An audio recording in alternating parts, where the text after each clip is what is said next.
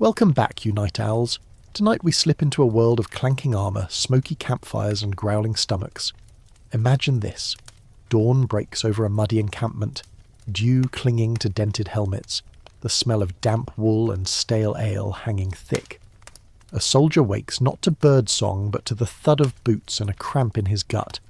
He reaches for his morning meal, what's left of a dense dark loaf baked days ago and tough enough to chip a tooth. This isn't the stuff of royal banquets or courtly feasts. No, this is war bread.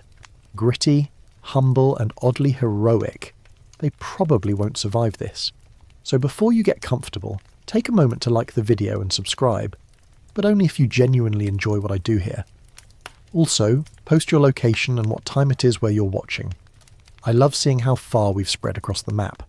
Now, dim the lights, maybe turn on a fan for that soft background hum, and let's ease into tonight's journey together. He gnaws at the edge of his bread, jaw working like a medieval washing machine. The loaf is dense, flat, and oddly grey. Its secret ingredient? Tiny bits of ground-up stone from the mill, adding both fibre and an unintended dental hazard. Some of these breads were made from rye, barley, or even beans, whatever grain the local region could spare. White bread was for nobles. This was battlefield brick, nourishing by necessity, not taste. Soldiers carried these loaves in leather satchels or slung through belts, often baking them days before a march. They were dry, yes, but dry meant durable. In fact, there's record of one loaf being so stale, a squire used it as a weapon during a tavern brawl. Not effective, but deeply symbolic.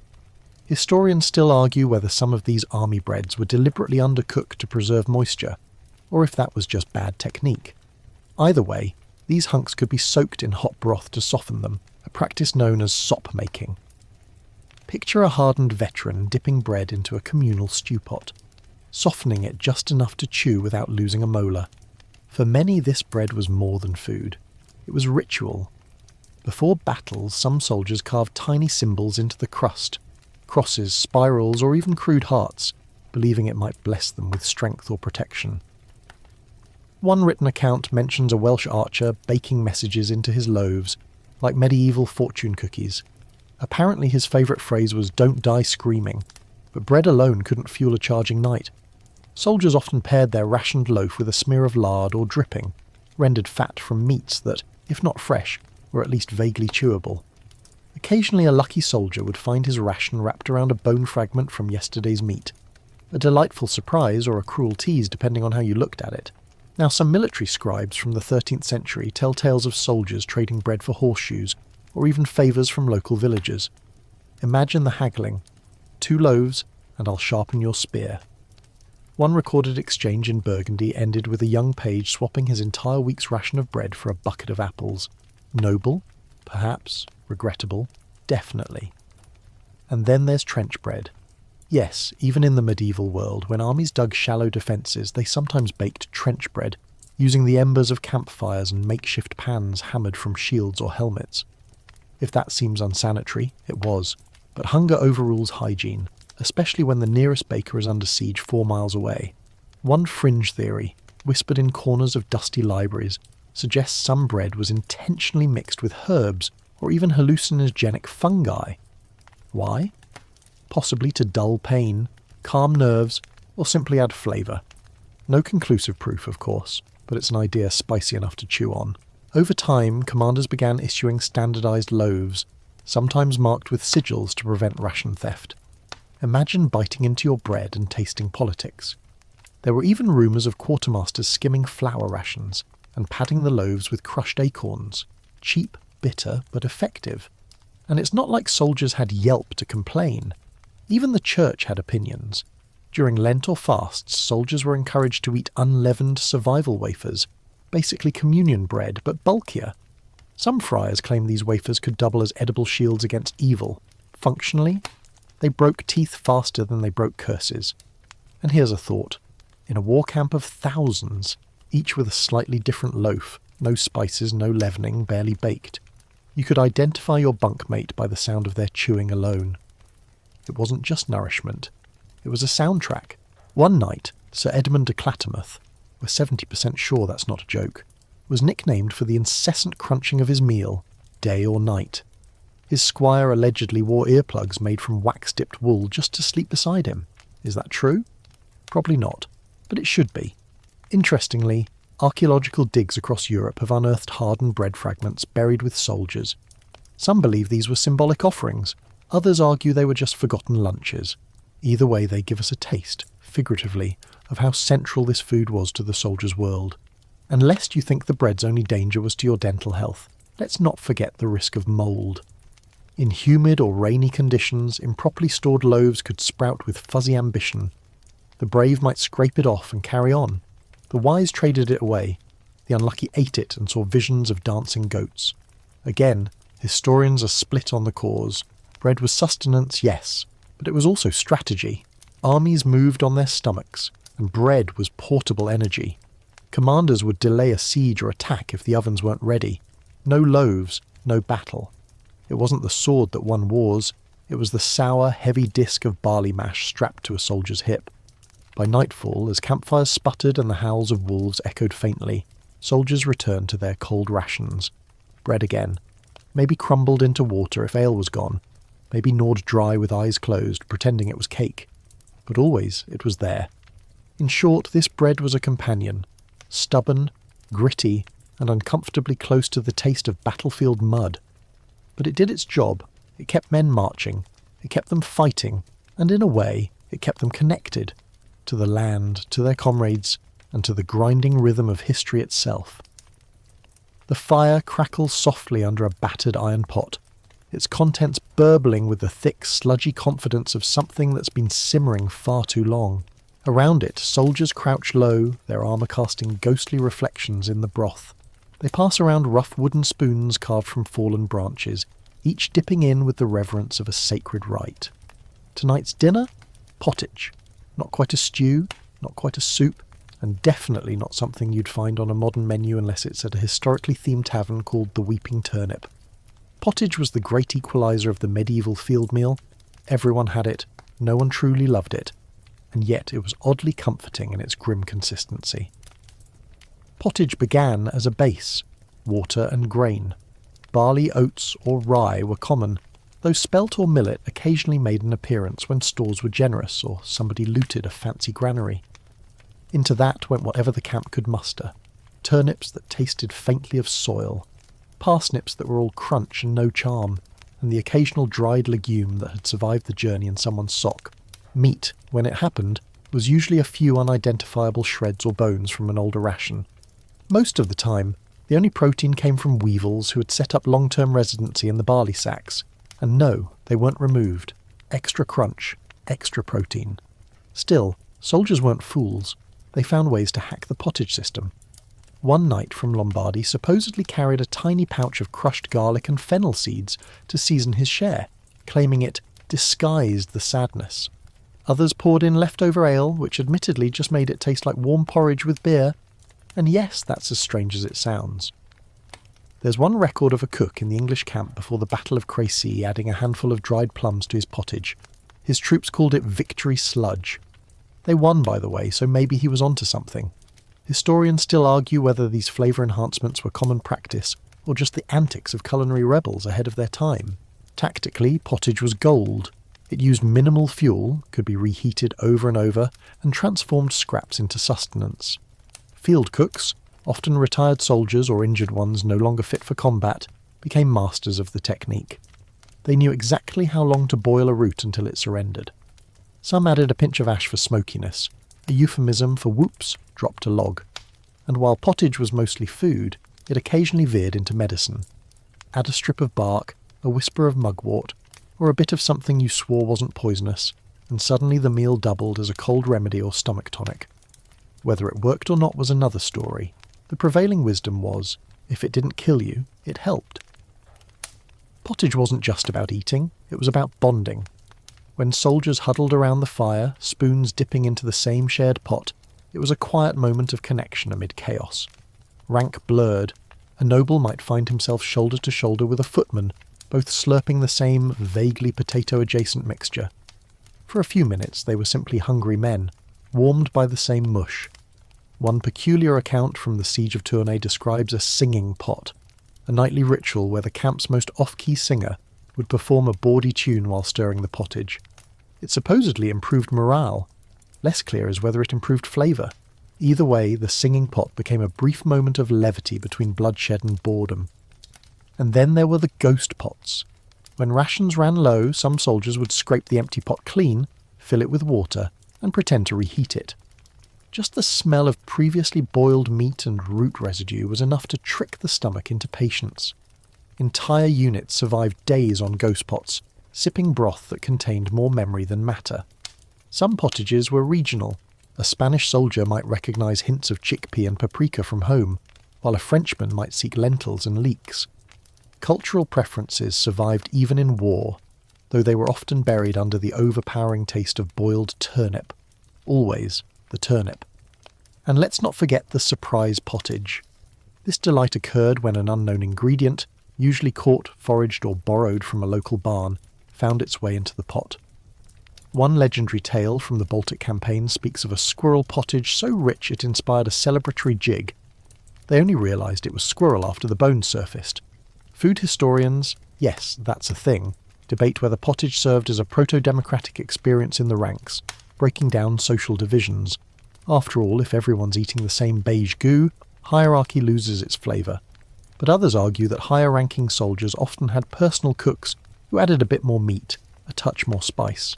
Equality had its limits, especially when someone rode in on a horse and you hadn't changed socks in a month. Interestingly, some monks documented their own pottage variations, believing the food helped bind the body to contemplation. Their version, however, often included herbs from monastery gardens, honey for sweetness, and fewer toe blisters from marching. Still, the formula was familiar. Grain, water, vegetables, long boil, existential dread. Field pottage also adapted to emergencies. If the camp was on the move, soldiers carried dried ingredients tied in cloth bundles called mash sacks. Add water, heat, and stir, and voila, mobile sadness in a bowl. One enterprising archer named Hal claimed to flavour his pottage with powder scraped from old cheese rinds. Another smeared the inside of his bowl with leftover fat before pouring the slop in, adding a savoury aftertaste once he scraped it clean with a crust of bread. There's something deeply human in this practice, the boiling down of whatever scraps remain, and from it conjuring warmth, sustenance, and a reason to gather. Pottage wasn't glamorous, and it never graced the pages of royal cookbooks, but it was survival food that carried the scent of hope, however faint. And there were tales, of course. One knight swore that the spirit of a fallen comrade visited him through steam rising from the pot. He told me to add more leeks, the man insisted. Another believed that boiling pottage in silence honoured the dead. His unit observed this ritual before every major battle. 15 minutes of quiet stirring, heads bowed, spoons idle. Even spoons had stories. Carved from ash, horn, or scavenged tin, some bore initials, crude drawings, or tiny notches counting meals. To lose your spoon was considered bad luck. One superstition warned that if you ate from another's spoon, you'd dream of their death. It made for awkward borrowing. Despite all this, pottage rarely lasted. It was always consumed to the bottom, scraped clean with chunks of stale bread or bare fingers. The pot itself was sometimes so coated in old residue that it essentially seasoned every batch, like an unwashed medieval cast-iron skillet passed down in grime-soaked honour. Pottage was never the star of a meal, but it was the backbone. It was everything mixed together, held in one simmering whole. And in a world split by blade and blood, something that united through the stomach was no small thing. As the pot cools and spoons rest, soldiers lean back against trees, stones, or each other, stomachs full of something warm. It wasn't delicious. It wasn't even memorable, but it was enough. The sun beats down on the dusty camp, shimmering off helms and breastplates like an impatient forge. Somewhere near the perimeter, a soldier grunts as he wrestles a linen-wrapped bundle from his pack.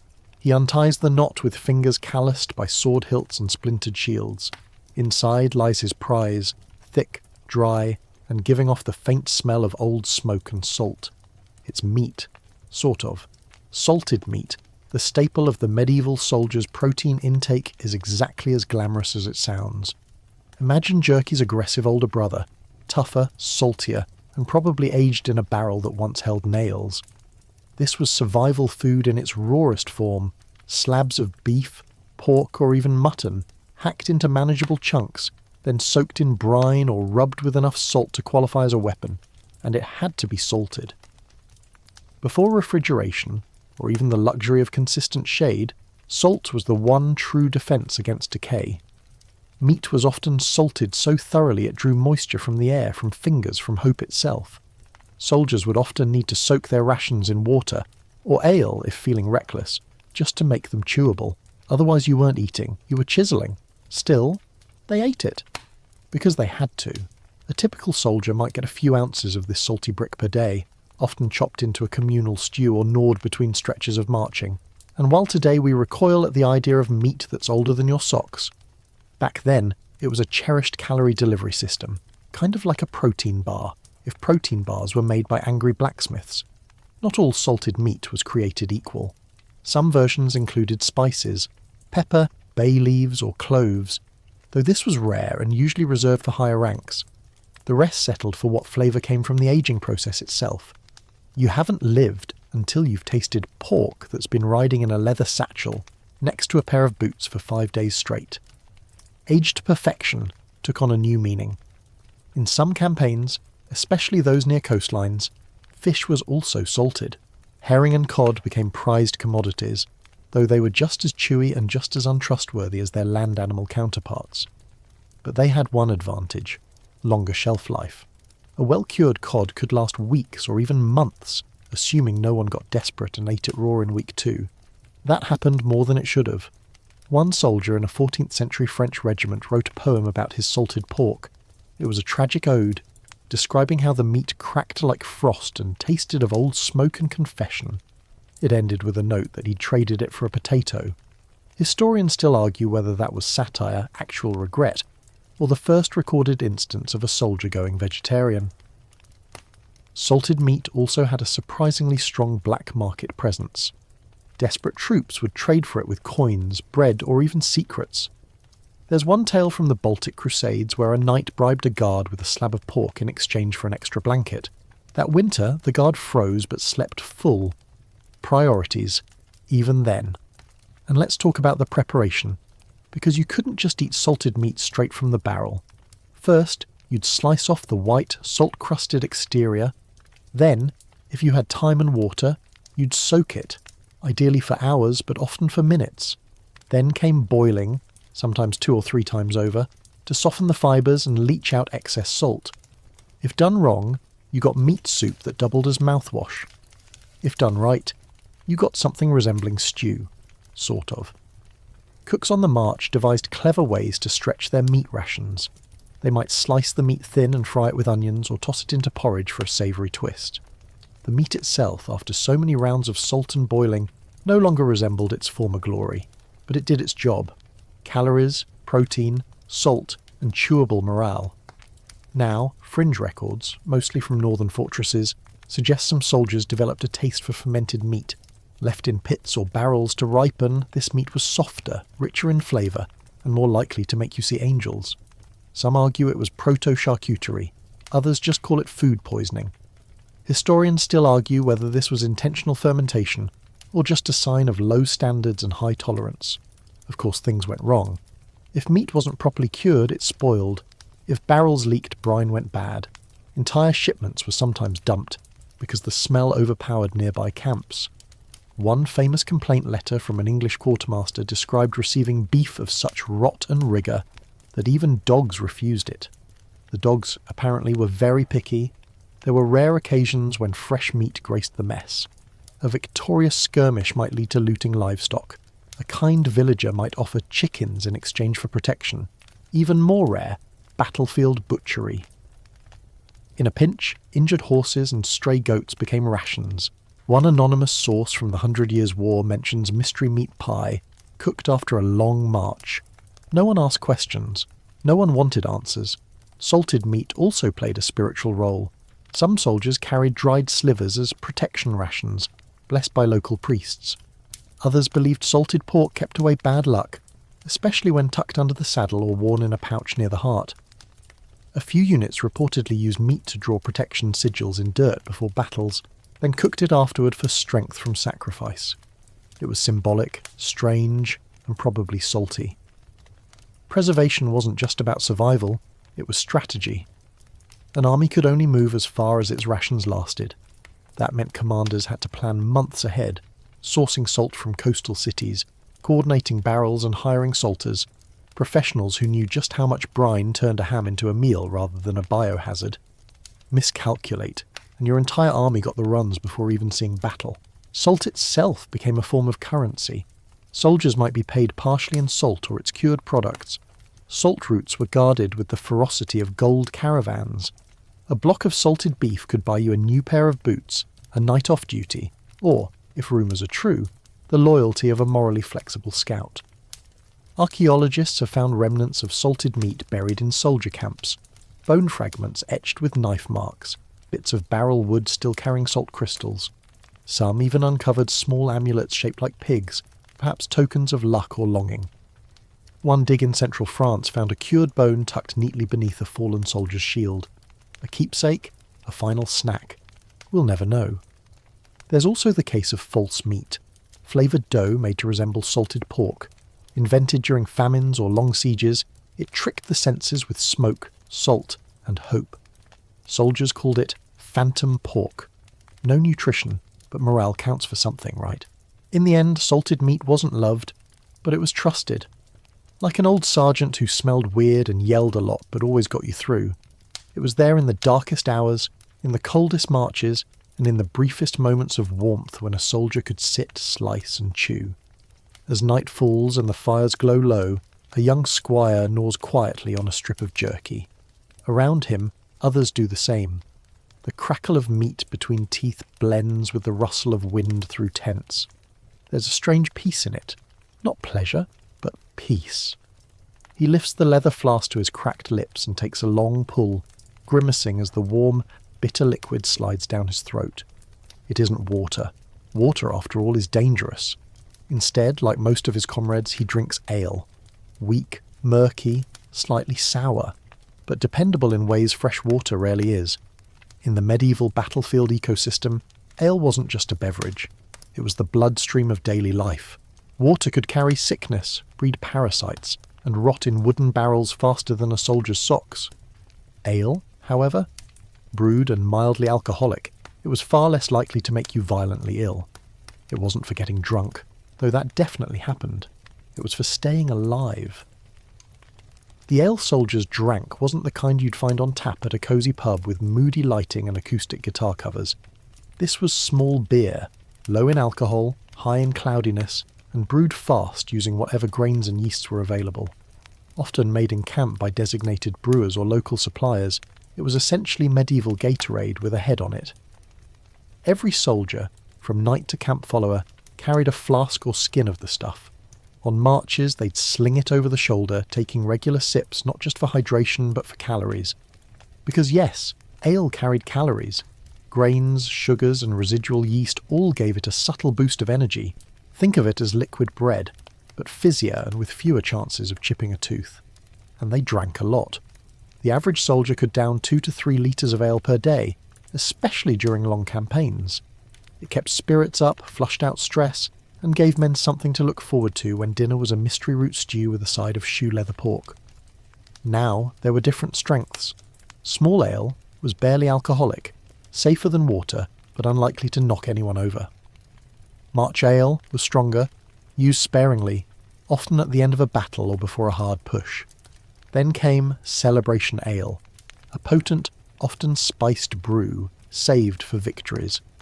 This was the kind that encouraged terrible singing, worse dancing, and the occasional duel over a spilled cup. The ale wasn't always consistent.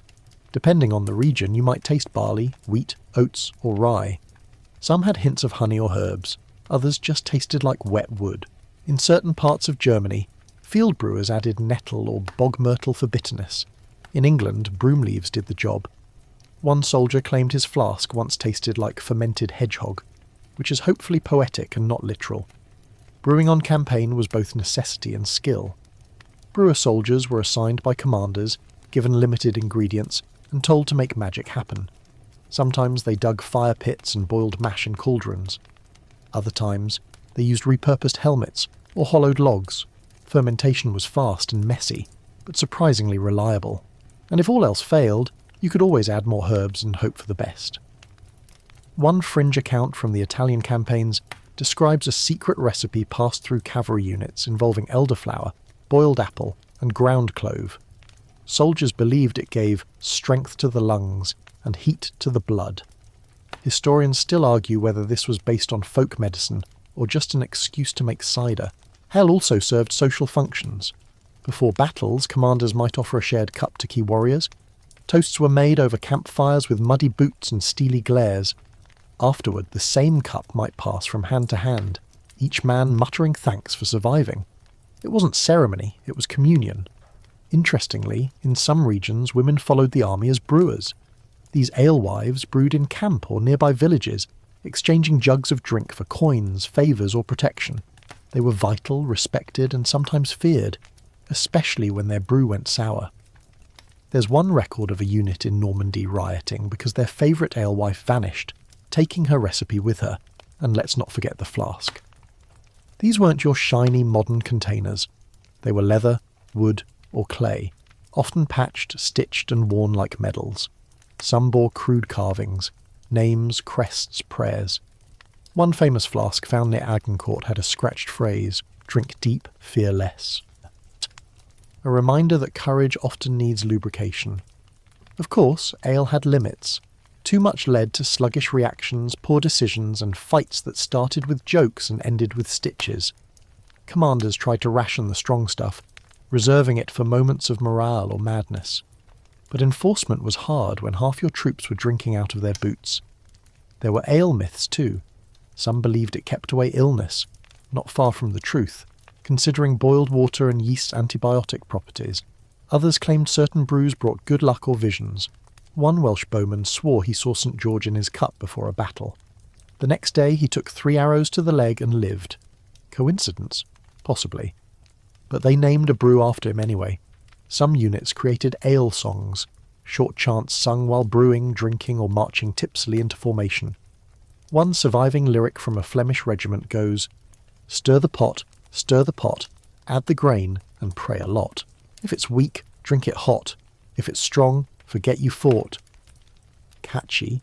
Maybe not. But it worked at the time. Despite its roughness, ale was a comfort. It was warm when cold, cool when hot, and familiar in a world where everything else changed by the hour. It dulled pain, smoothed tempers, and made the night fires glow a little brighter. You could drink it alone or with 100 men. Either way, it worked. One recorded practice, rarely spoken of, was silent sipping, a nightly ritual among archers before battle. No talking, just a shared drink one by one. A nod, a sip, a moment of calm. It didn't make you invincible, but it made you ready. Ale also bridged cultures. When Allied forces camped together, French and Scottish for example, they might trade brews, arguing over who brewed better. The answer was always the third guy, who stole ingredients from both and added berries for flair. Cross-camp competitions sometimes sparked over ale strength, leading to drunken tug-of-wars and impromptu wrestling matches. On rare occasions, spoiled ale caused illness. Mouldy barrels, bad yeast, or tainted water could turn a drink into a nightmare. One outbreak near Avignon left 30 men too sick to stand. The culprit? A shipment of swamp water ale. After that, commanders ordered inspections, done, of course, by volunteer tasters. Lucky them. Despite these risks, ale held its place. It was packed in barrels, loaded onto wagons, guarded like gold. Sometimes it spilled. Once, a full cart overturned near a bridge in Bavaria. Soldiers dove in with cups and helmets, scooping from the dirt like children at a chocolate fountain. No one judged them. In fact, a bard composed a ballad about it called The River of Cheer, and while we might laugh, there's a quiet wisdom in this devotion. Ale wasn't just drink. It was medicine, meal, morale and memory all in one foamy mouthful. In a world where tomorrow was never guaranteed, a sip today mattered. As stars twinkle over the camp, flasks are passed and stories murmured. Some boast, some confess, some just stare into the flames. And always, there's that faint, warm taste on the tongue. Bitter, earthy, ancient. They won't sleep well, not with battle looming. But for a moment, they drink and forget. And in that moment, they live. The camp is stirring before the light fully returns, as thin smoke lines spiral upward from the rekindled fires.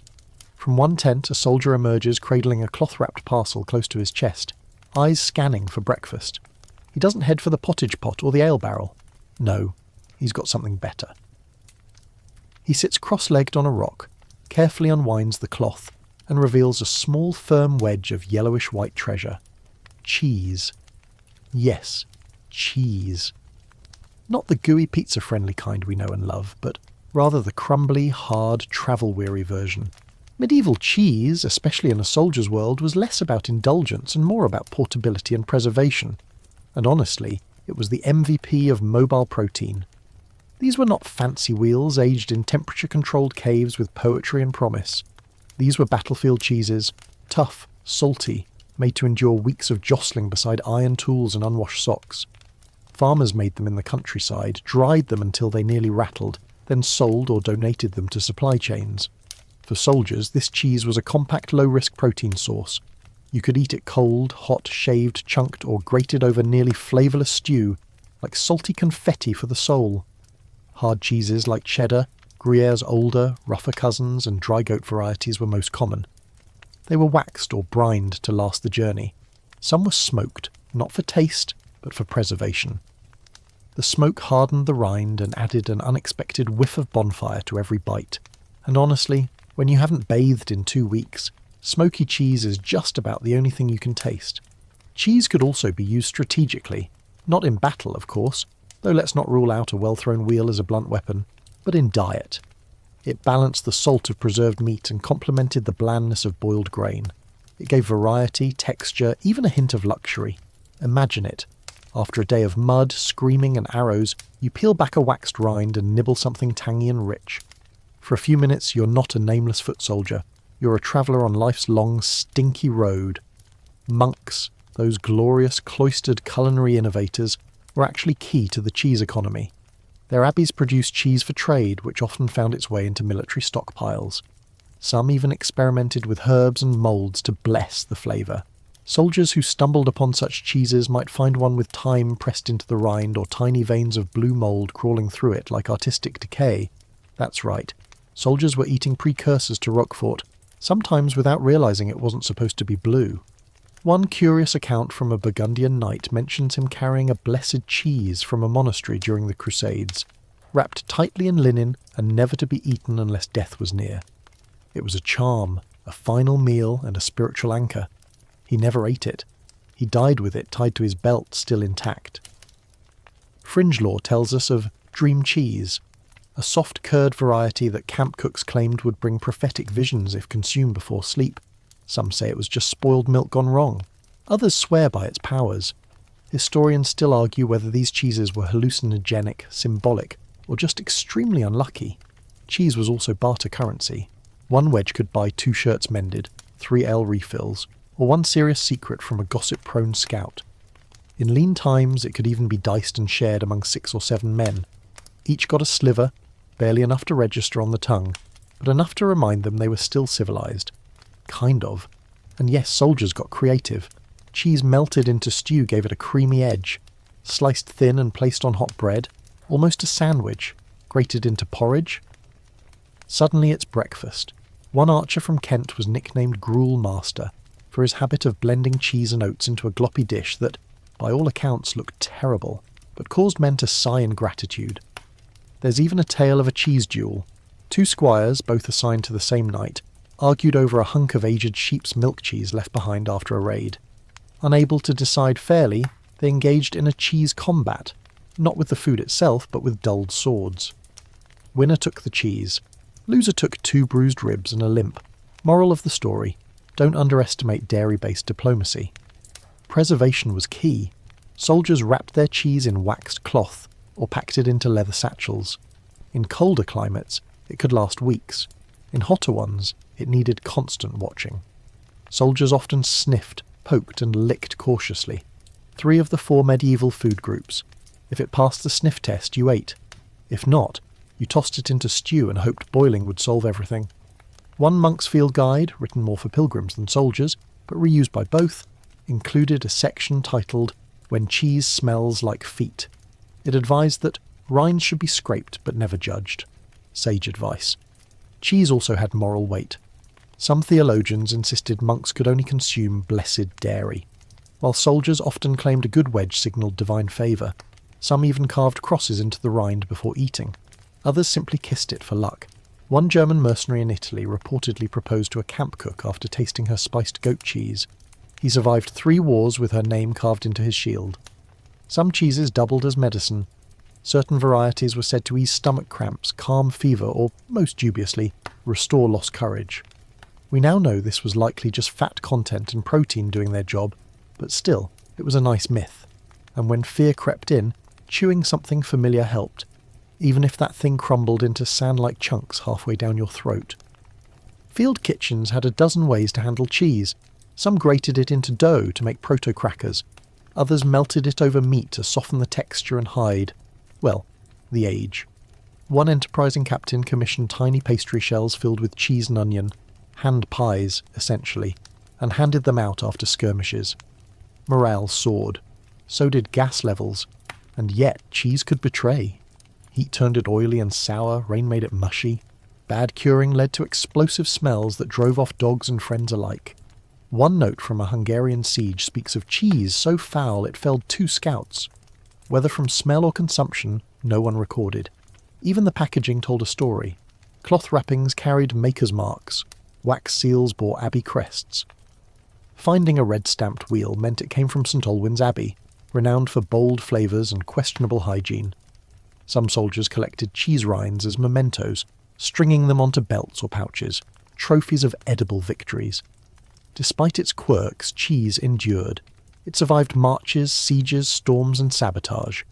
It was comfort wrapped in curd, joy hardened by brine. And as fires dimmed and the world quieted, a small wedge shared among weary men became something close to sacred. Imagine it now.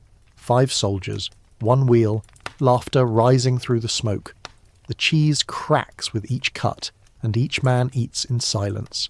Not out of etiquette, there was none, but because some things are better felt than spoken. It wasn't just cheese, it was a promise of nourishment, of tomorrow, of something still good in a world bent on unravelling. The forest breathes with the slow rhythm of morning mist, its silence broken only by the soft crunch of boots over damp leaves and the occasional swish of a blade parting tall grass. 2 soldiers, cloaks drawn close and eyes sharp, move through the undergrowth not in search of enemies but of something far more elusive, lunch. Today the battlefield is a thicket and the meal is whatever nature offers freely, foraged greens, wild roots and mushrooms that could nourish, intoxicate or kill. Foraging wasn't just a peasant's pastime, it was a survival skill, especially for medieval soldiers who often found themselves far from established supply lines. When the rations ran low and the salted meat smelled like regret, you turned to the woods. You listened, watched and hoped. Not for rabbits or deer, those were hard to catch, but for nettles, sorrel, garlic and berries. Plants didn't flee when you approached, and foraging didn't announce your presence to the enemy, with barking dogs or clanging pots. Take wild garlic, for instance. Pungent and persistent, it grew in damp corners of Europe and was instantly recognisable by its sharp scent. Soldiers prized it not only for flavour, but for its supposed medicinal qualities. One knight from Brittany claimed garlic prevented fever, nightmares, and heartbreak. Though that last one might have been wishful thinking. Then there were mushrooms. Oh, the mushrooms. Plump chanterelles, wiry morels, and, if your luck was awful, some pretty little caps that sent men into hallucinations involving singing helmets, or rivers of molten cheese. Historians still argue whether some foraging guides included actual notes on psychoactive fungi, or if those were later additions scrawled by prankster monks. Either way, soldiers learned the hard way. One misstep and your stew turned into a gateway to medieval madness. But when it worked, foraging meals could be oddly delightful. Nettle soup, for example, became a field favourite. Boil young nettles to remove their sting, toss in onion scraps or dried herbs, and you've got something that tastes, well, not awful. It was green, filling, and didn't fight back. Foraging meant freshness, and even just a few leaves could lift a stew from sludge to something resembling a recipe. And of course, there was the thrill. Some men became unofficial camp foragers, boasting of their finds and showing off bundles of greenery as if they'd bagged a boar. One legendary Welsh archer named Emrys carried a pouch of dried plant clippings and claimed he could survive anywhere with a spoon, a knife, and a whisper to the trees. He once fed 15 men on boiled roots and thistle hearts during a 3-day siege. They all lived. Barely. Still, the risks were real. Eat the wrong leaf, and you'd spend the night regretting it from both ends. Soldiers developed tests, rubbing leaves on skin, watching how animals reacted, or using the infamous wait 4 hours rule. If no one died, then congratulations, it's dinner. Some units kept field herbals, basic plant guides scrawled in fading ink on parchment or leather. These included drawings, recipes, and occasional prayers. If it blooms like fire and stinks like sin, do not boil it, one note reads. Another simply says, red is bad. Yellow? Maybe. Foraging wasn't just about food, it was about connection. These men, hardened by battle and stripped of comfort, became part of the land in ways few modern soldiers could understand. They knew which trees held edible bark, which roots had water, and which berries were only good for dyeing your tongue blue and regretting your choices. Wild berries, though, were a favourite. Blackberries, elderberries, sloes, sweet, tart, and occasionally fermented into makeshift booze.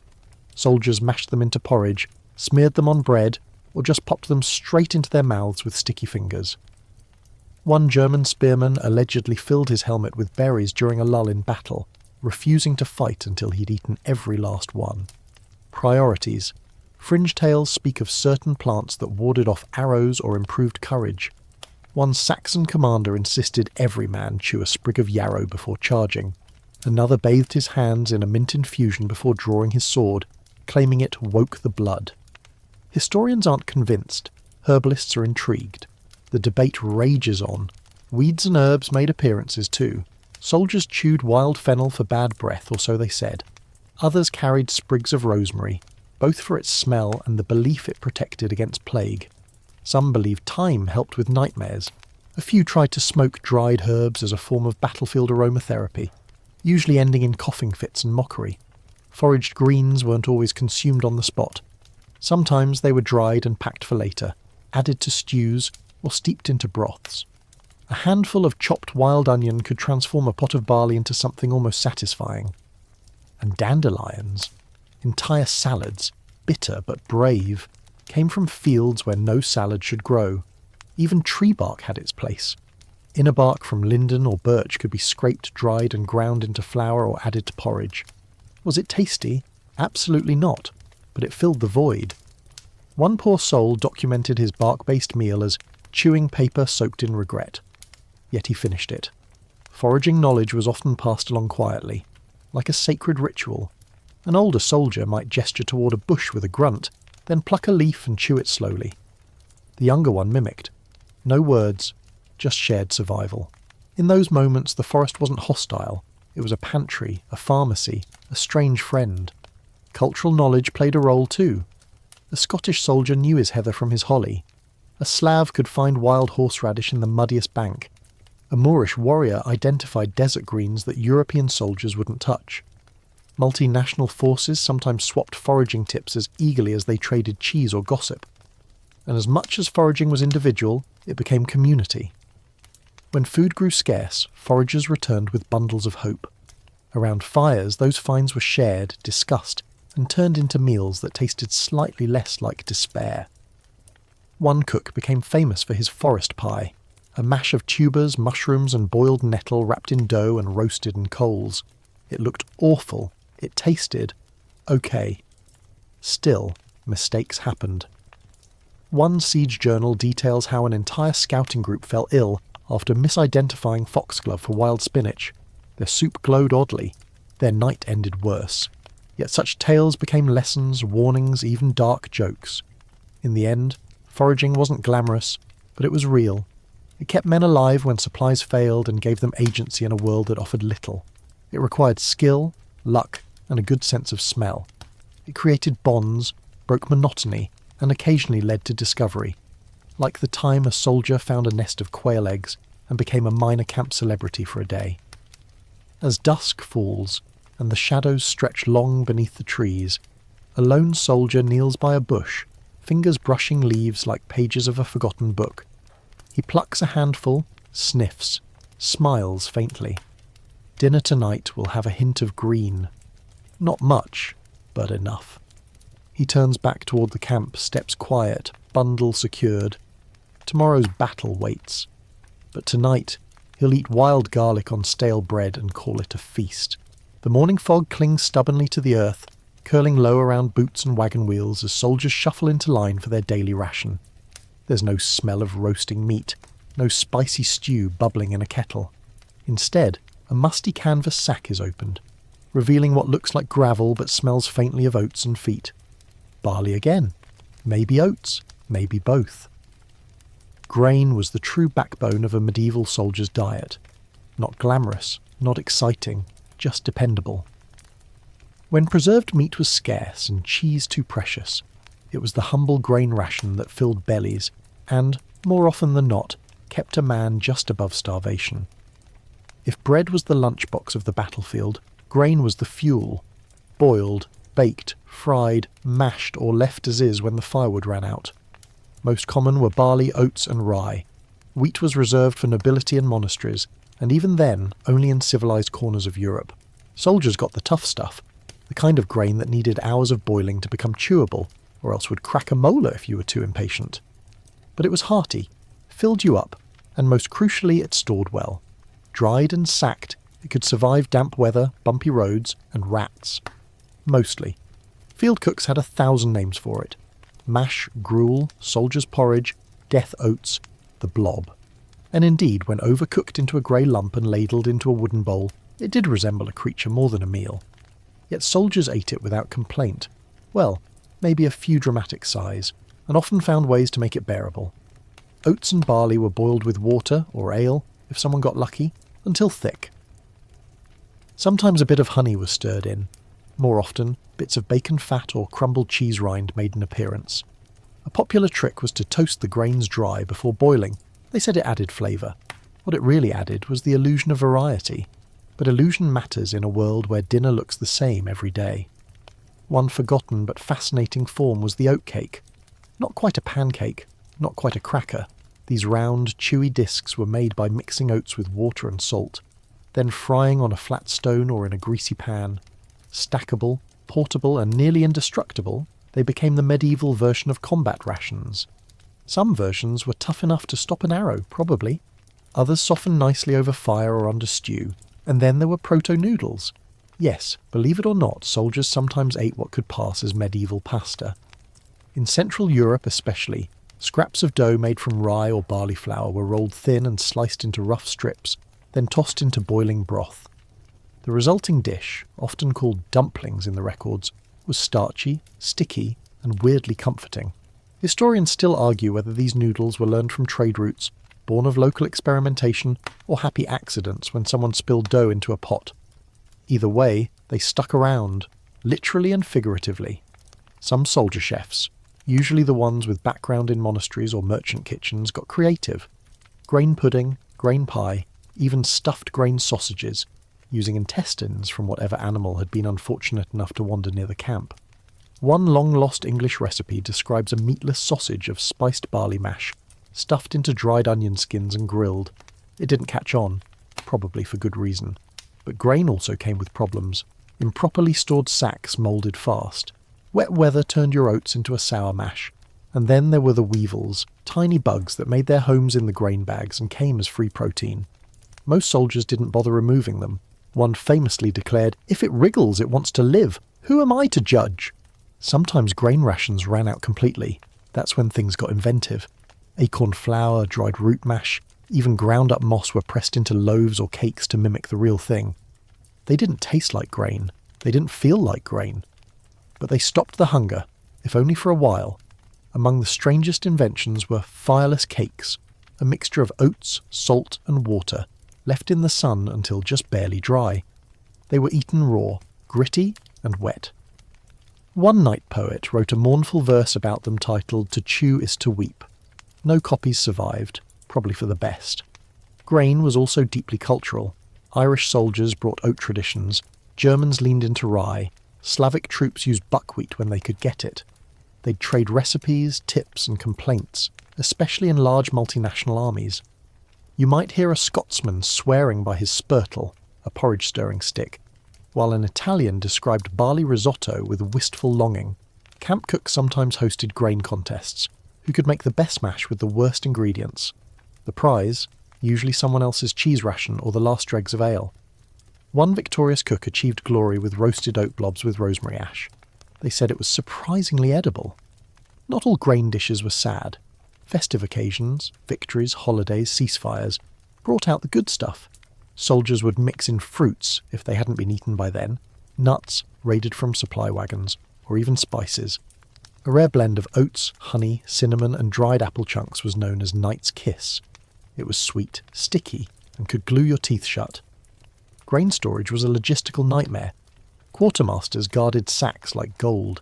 Each sack was marked, rotated, and, when soldiers weren't looking, sometimes adjusted. The black market for oats was real. One infamous scandal involved a merchant passing off chopped straw as rye grain. The offending sacks were burned. The merchant mysteriously vanished. Grain justice was swift, yet grain also soothed. Soldiers would cup warm mash in their hands on cold nights.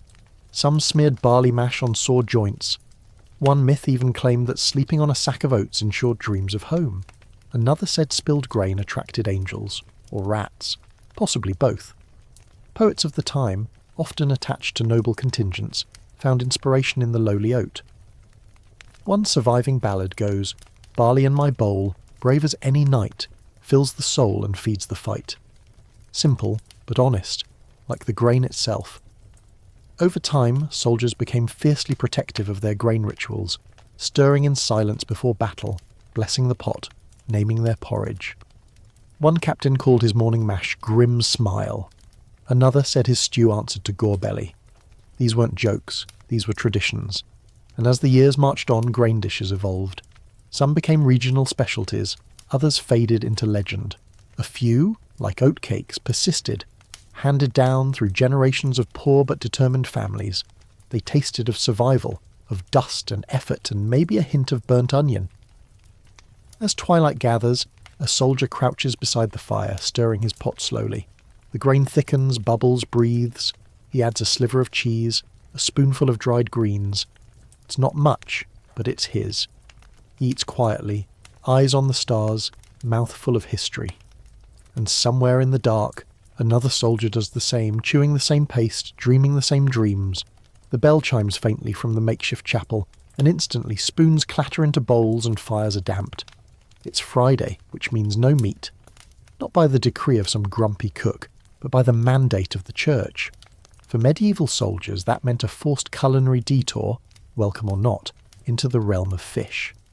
Welcome to fish days, and the peculiar battlefield improvisations they inspired. Let's get one thing straight. Fish Day wasn't optional.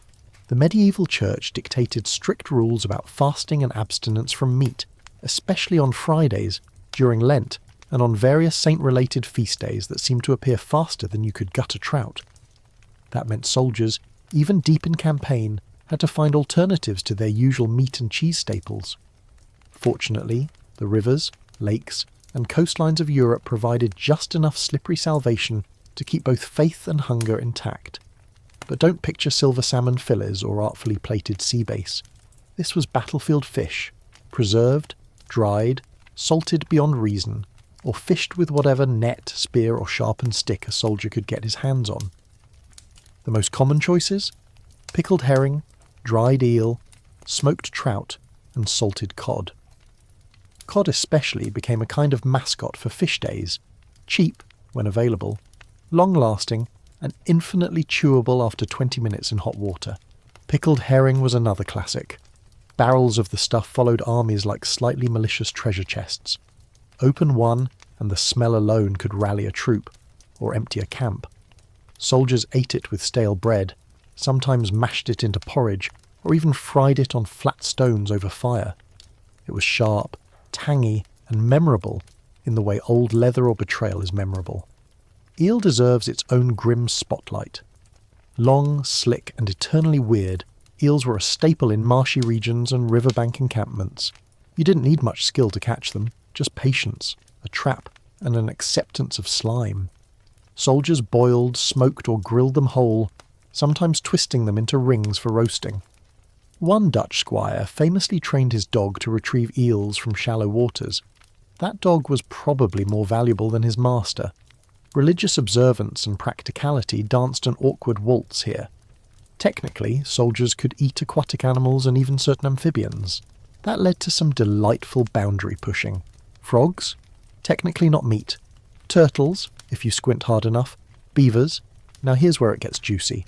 Some medieval clerics, in what can only be described as divine logic somersaults, classified beavers as fish because they lived in water. This meant beaver tails, plump, fatty and oddly seafood-like, were totally fair game on fish days. Historians still argue whether this was actual theology or just wishful cooking. For soldiers near the sea, things looked slightly brighter. Fresh fish could be caught daily, mussels pried from rocks, crabs plucked from shallows, or shoals netted with woven fabric. Salted sea fish could be exchanged with merchants or taken forcibly from unlucky fishermen. Fish soup, made with dried herbs, garlic and a splash of wine, if the clerics weren't watching, offered rare variety. But away from the coast, creativity or desperation took over. One record from the Siege of Caen mentions fish pies made from river perch, breadcrumbs and onion skins. Another chronicler describes soldiers catching snails and calling them landfish. With enough garlic and denial, they worked. The French, of course, leaned into it. Escargot might be fancy now, but back then it was just resourceful. Fish preservation was both art and gamble. Salting was common, but drying took skill. One wrong move and you ended up with brittle fish that snapped like kindling or turned to mush in humidity. Soldiers stored dried fish in linen sacks, hung them from trees, or buried them in sand to stay cool. Nothing like digging up dinner from under your tent flap. Then came the sauces.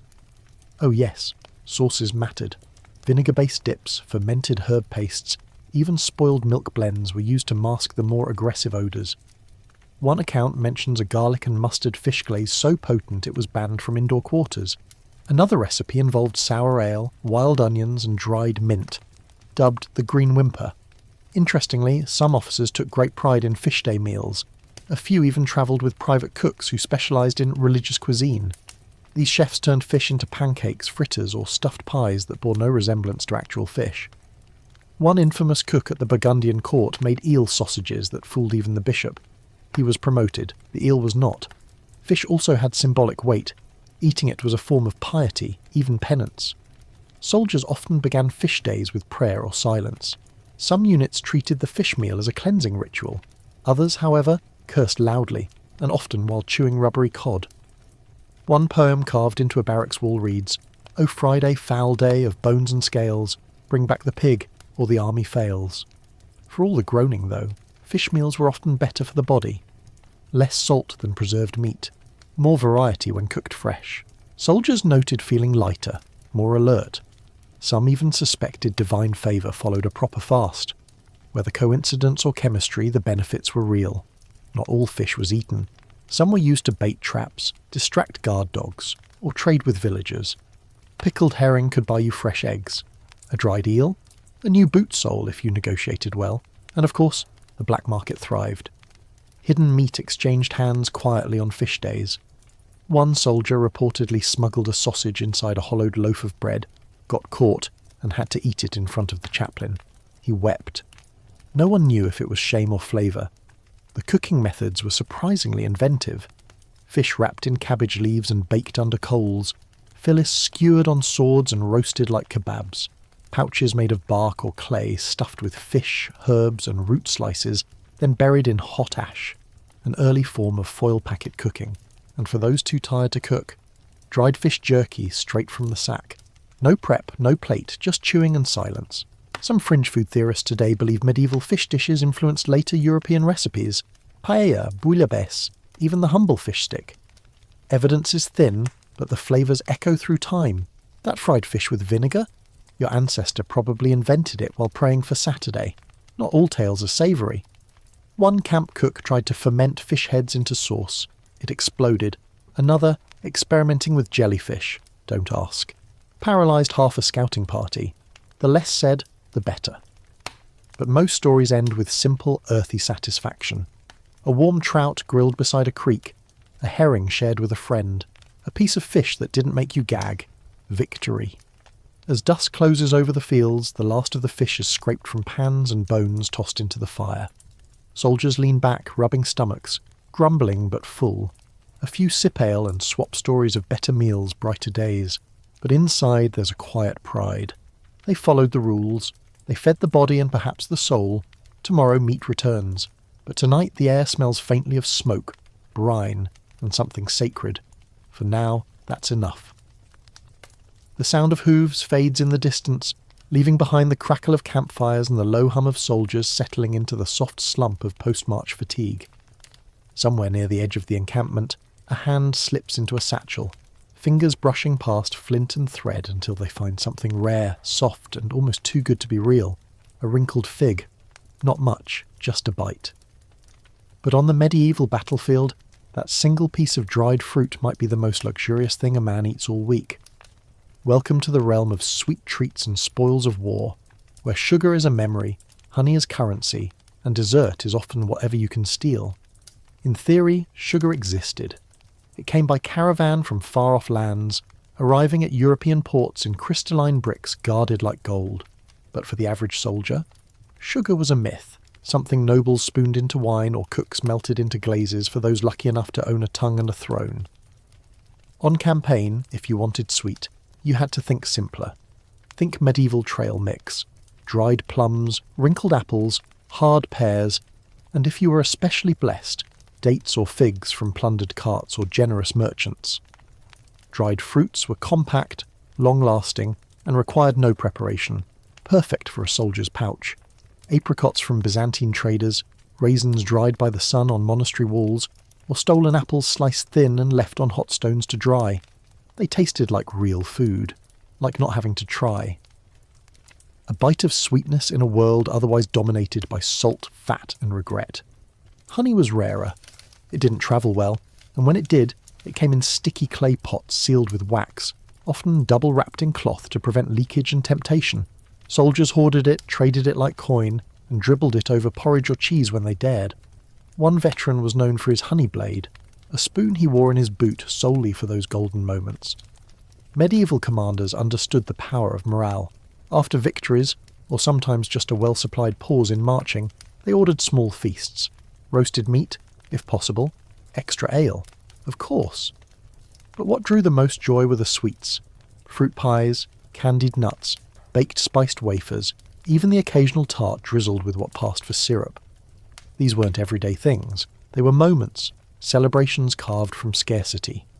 Some of these sweet treats came not from kindness, but conquest. Raids on villages or supply wagons often yielded preserved fruits, wines, syrups, or dried pastries. Soldiers would stuff them into pockets and pouches, sometimes eating them mid-charge. One cavalryman was reportedly so obsessed with a berry pie looted near Calais that he tried to bake his own version using oat mash and crushed elderberries. He failed. The effort, however, was immortalised in a camp song involving fruit, fire, and humiliation. Not all treats were edible, some were aspirational. A polished apple tied with a red string and worn around the neck as a charm. A bit of candied ginger kept in a locket. Soldiers carried these reminders of sweetness like anchors, flavour as memory, taste as hope. Interestingly, the church had complicated feelings about sweetness. Honey, being natural, was often accepted. Sugar, however, was viewed with suspicion, its exotic origins, its indulgent nature. Monks debated whether it was spiritually corrupting. Some even labelled it sinful dust. Yet many abbeys produced sweet wines and candied fruits for medicinal purposes. Historians still argue whether that was piety or pastry making with a loophole. Medieval cooks, those unsung battlefield alchemists, got clever. When fruit ran out, they caramelised onions for their sweetness. They roasted parsnips until soft and syrupy. They mixed mashed carrots with crushed nuts and herbs to create a kind of crude energy ball. No, it wouldn't win the bake-off, but it kept the spirit afloat. Soldiers developed their own traditions. One was honey hour, a rare treat shared between friends. If one man received a dab of honey or dried fruit, he'd share it among his closest companions, letting each take a lick or bite. It was more ritual than refreshment, a nod to survival, loyalty, and the strange camaraderie that only grows between men who sleep beside fire pits and wake up to frost in their boots. Another tradition, the feast before the fight. Not grand, not rich, just symbolic. A shared fruit, a toasted bit of bread drizzled with something sweet, passed hand to hand with a silent promise to return. Soldiers believed sweetness before battle brought balance. The bitter would follow, no doubt. But first, just one good thing. And then, of course, there were the accidents. One tale describes a field cook attempting to glaze a roast with melted beeswax and crushed apples. The result? A rock-hard coating that cracked like armour but tasted oddly pleasant. Another tried to ferment cherries into wine and ended up with what witnesses called liquid anger. Still, they drank it. Of course they did. Spoils of war sometimes brought strange candies, tiny wrapped confections from the east, sugar-coated almonds, rosewater jellies. These were marvels, passed around campfires like relics. A single candy might be split between 10 men, each licking a corner in turn. Disgusting. Maybe, but also strangely beautiful. And there were pies. Not often, and not always safe. But when they appeared, meat, fruit, or mystery, they disappeared fast. One recorded pie, baked after a plunder in Gascony, contained apples, onions, and what was either lamb or pigeon. The crust was black, the filling grey, but it was devoured in minutes. The cook received a standing ovation, and a new helmet engraved with the word chef.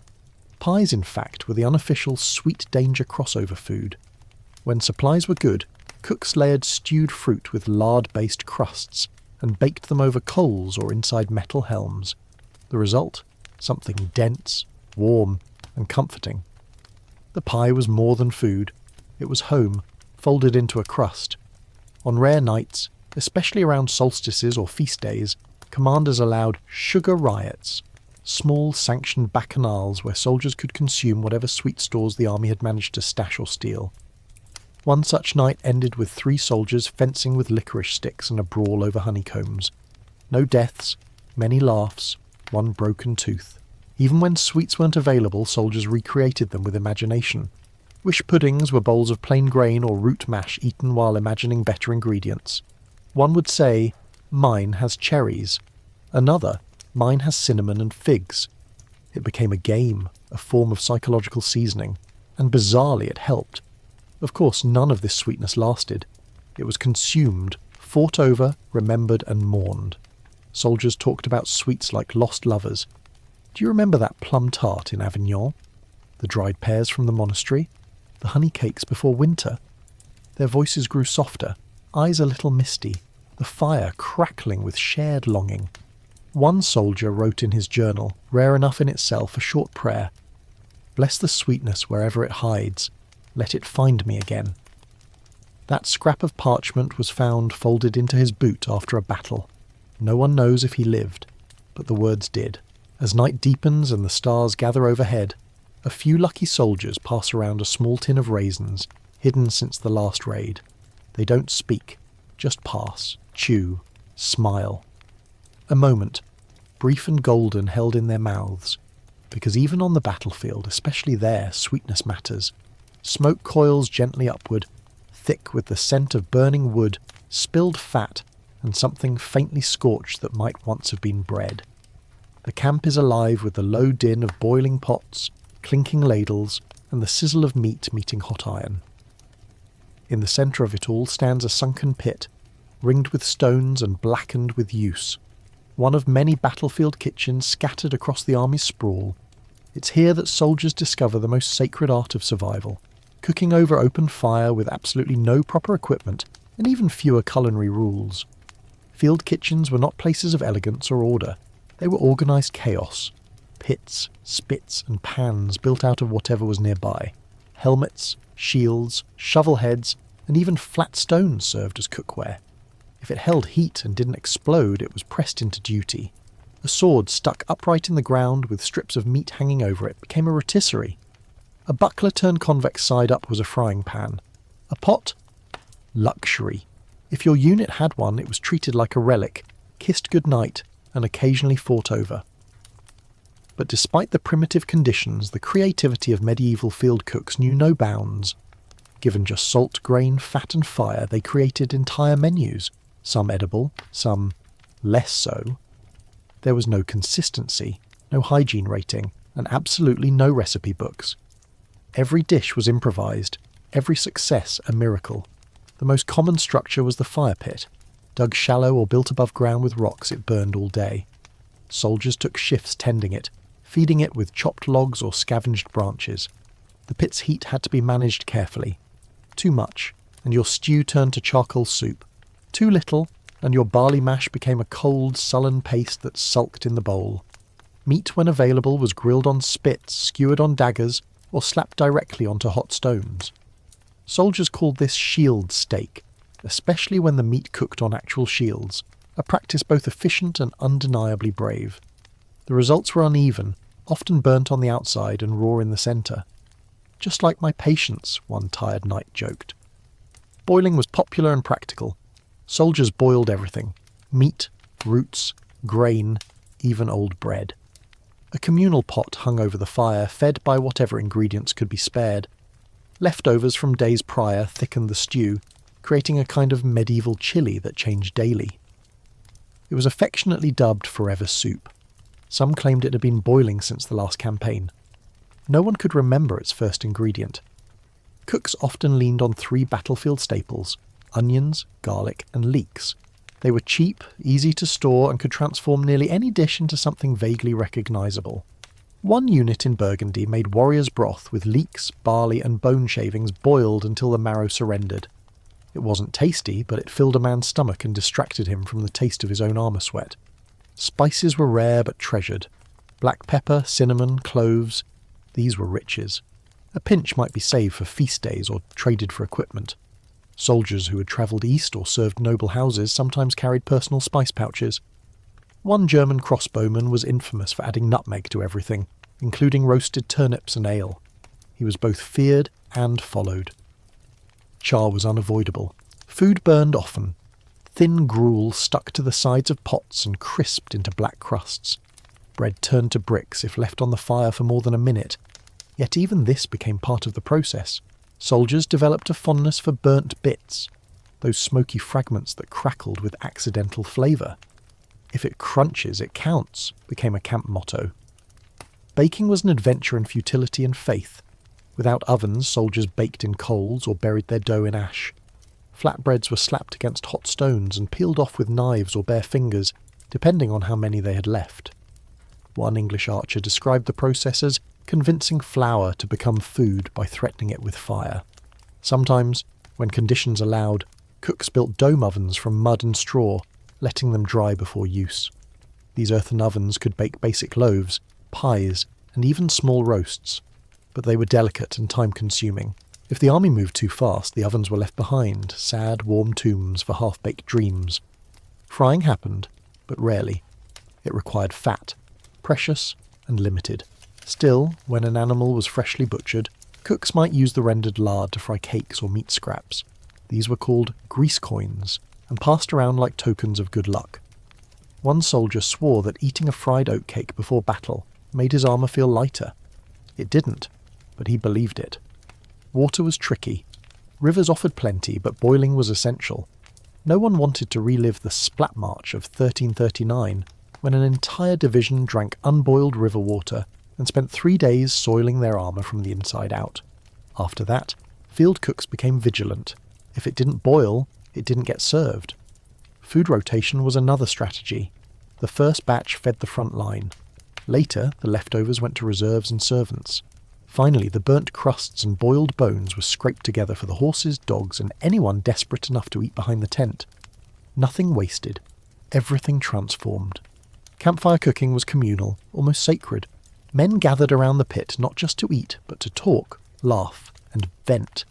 Secrets were shared over smoky stew. Songs were sung while slicing roots. One popular ballad was a culinary epic titled The Onion's Lament.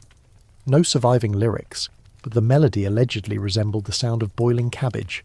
Each camp had its food legends. A cook in Flanders supposedly made stew so good that enemy spies crossed lines to eat it. A Norman chef used tree bark to flavour broth, and later started a spice trade in Normandy. One unlucky fellow accidentally dropped his helmet into the stew pot, only to discover it made the soup taste heroic. There were rituals. Some cooks tapped the pot thrice before serving. Others spit into the fire to chase off famine. One unit believed stirring counterclockwise angered the food spirits. Soldiers would rather go hungry than risk the wrath of the stew gods. Even tools had stories. Ladles carved from bone, spoons whittled from fallen limbs, knives with notches for every meal survived. Losing a cooking tool was bad luck. Stealing one? A sin. A cook's knife was more respected than a squire's sword. Field kitchens even became battlegrounds of pride. Soldiers argued about seasoning, factions formed, thick stew loyalists versus thin broth purists. The great salt debate of 1345 almost came to blows. Peace was restored with a shared onion, and yet, in all this mess, there was something beautiful. The smoke, the hiss of boiling pots, the laughter amid chaos, the knowledge that even in a world of mud, blood and madness, men could create warmth and nourishment. As darkness fell, the fires burned low. The stew pot, scraped clean, steamed quietly in the coals. Soldiers leaned back, full enough to forget hunger, weary but calm. The cook wiped his hands on a soot-streaked cloth, stared into the flames, and smiled. He'd done it again, against all odds, with no plan, no gear, and no ingredients worthy of the word. He'd made food, real food, enough to remind these warriors they were still human, and tomorrow he'd do it again. Evening falls with a soft hush across the campsite, a temporary peace settling over men who know the quiet rarely lasts. The stew's long gone, the fire crackles low, and someone's passed out against a tree snoring like a broken bellows. But just a few feet away, another soldier kneels, crumbling dried herbs into a small pouch and tying it with deliberate care. He's not seasoning a meal, he's making a charm. Because in the medieval soldier's world, food wasn't just fuel. It was medicine. It was magic. It was a last desperate grab at control in a life ruled by chaos. Welcome to the curious world of medicinal munchies and superstitious snacks, where garlic guards your soul, cheese soothes your gut, and certain root stews allegedly let you speak with the dead. Yes, really. Let's start with garlic. Sharp, pungent, and impossible to ignore, garlic was a soldier's Swiss Army herb. Eaten raw, boiled, or baked in coals, it was believed to fight infection, strengthen the heart, and ward off evil spirits, and, incidentally, most conversation partners. One English archer claimed he chewed a clove before every battle to stiffen the blood and soften the nerves. Whether placebo or protection, it became ritual, especially before difficult campaigns or rumoured ambushes. Garlic's cousin, onion, also played a dual role. In soups and stews it sweetened and filled. Crushed and pressed against wounds, it was said to draw out poison or bad humours. Some soldiers carried an emergency stink bag, a satchel of garlic, onion and rosemary, waved under the nose to revive the faint or nauseous. It worked, sort of. Then came the herbs, dried, crumbled, hidden in pouches or sewn into linings. Chamomile calmed the belly. Sage sharpened the mind, mint soothed the throat. Yarrow staunched blood. Every soldier knew someone who swore by mugwort for dreams, or swore at it for its bitterness. Soldiers often traded herbs like currency, and the camp's unofficial healer, usually an older soldier or a tag-along monk, became one of the most respected men in the field. Field medics made concoctions that straddled the line between soup and spell. Bone broth simmered with herbs, root paste stirred into oat mash, or fire tea brewed from pine needles and pepper. These brews weren't tasty, but they worked, or at least distracted the drinker long enough to forget what ailed them. One infamous drink, nicknamed Boar's Courage, combined garlic, horseradish and sour ale, served hot. Its effects were mostly gastrointestinal, but enough soldiers believed it steeled them for combat that it became tradition. You'd down it before a charge and roar like you meant it, even if your stomach begged for mercy. Honey, when available, was a balm. Applied to wounds, it prevented infection. Stirred into broth, it calmed sore throats. Soldiers smeared it on cracked lips, burned skin, or rough bread. It was antiseptic, analgesic, and, most importantly, sweet. Even the idea of honey lifted spirits. One Italian knight wrote home asking only for a jar of bees' gold to remember joy. And then there were the truly strange cures. Dried frog skin steeped in wine for headaches, charred lizard mixed with bread paste for weakened courage, powdered deer horn for stamina, snake oil, literally. Modern medicine would laugh. But to a soldier in pain, with no doctor for miles and a belly full of fear, anything was worth trying. Open wounds received poultices of mashed garlic, wine, and clay. Broken bones were wrapped in willow bark-soaked bandages. Burns got soot and lard. Everything smelled terrible. Everything stung. But sometimes it helped. Sometimes the wound closed. Sometimes the man got up and fought again. Some foods carried spiritual weight. Blessed bread from a monastery might be kept for emergencies, not eaten but carried, a crumb sewn into a pouch or hidden in a boot sole, a sprig of rosemary tucked into stew for remembrance, a slice of apple carved with a cross before biting. Food and faith weren't separate, they were intertwined. There were stories, half whispered, half believed, of healing pies baked by friars, of soups that cured madness, of berries that showed the future if eaten under a new moon. One campfire favourite was the gooseberry tale, about a soldier who ate white currants and began speaking in Latin, despite being a Breton farmer. He died 3 days later. Probably coincidence. Probably. Superstitions followed spoons and bowls like shadows. Always stir to the right. Never pass a full bowl under your sword belt. Don't eat the last crust of someone else's bread, unless you want their dreams. One soldier swore he gained a dead man's memories after drinking from his flask. He was never the same, or so the others claimed. Cooking tools were imbued with talismanic energy. A favoured ladle blessed with a prayer, a knife that had only cut bread, never flesh. Wooden spoons etched with runes or initials. These items passed between generations, or were buried with their owners if they died with food in their hands. Certain foods became omens. Spoiled milk before battle meant a bad day. A cracked egg meant betrayal. Burnt bread could predict rain. Soldiers joked but rarely tested fate. The battlefield was no place to tempt the gods of digestion. Amulets made from dried beans, tiny braided bread rings, or cheese rinds shaped into hearts or crosses were worn on belts or tied to armour. They weren't always edible, that wasn't the point. They reminded the wearer of something. Home, hope, or just the last time things didn't hurt. Even rats were wrapped in ritual. Yes, rats. In sieges, when hunger scraped the soul raw, soldiers roasted them. But always with rules. Never eat the tail. Never name the meal. Always share the first bite with someone, even if only in gesture. Call it superstition. Call it dignity. It mattered. Not all traditions were sombre. Some were joyfully weird. Victory stew included a token from battle, an enemy button, a snapped arrowhead, dropped into the pot for luck. Obviously removed before serving, usually. Moon mash was porridge eaten by moonlight only, believed to ward off nightmares. Tongue toast involved burned bread rubbed with garlic and slapped against your helmet, meant to scare away spies. It didn't. But it was fun. And always there was bread. Bread was never just bread. Soldiers carved it with initials, tucked it with herbs, or saved a crust for last rites. It was memory, medicine, and mantra. A good loaf brought calm. A mouldy one brought despair. In monasteries, monks documented battlefield herbs in quiet script, recipes for strength, salves for pain. These manuscripts travelled quietly through Europe, handed from abbey to abbey, army to army. Some survive stained with oil and blood, their margins filled with notes. Add honey if too bitter. More time eases grief. Modern historians debate how effective these remedies were. Some say it was nonsense. Others believe that, while primitive, these cures held real value, medically, emotionally, and spiritually. After all, the line between faith and pharmacology was always blurry, especially when the only thing sharper than your sword was the ache in your back.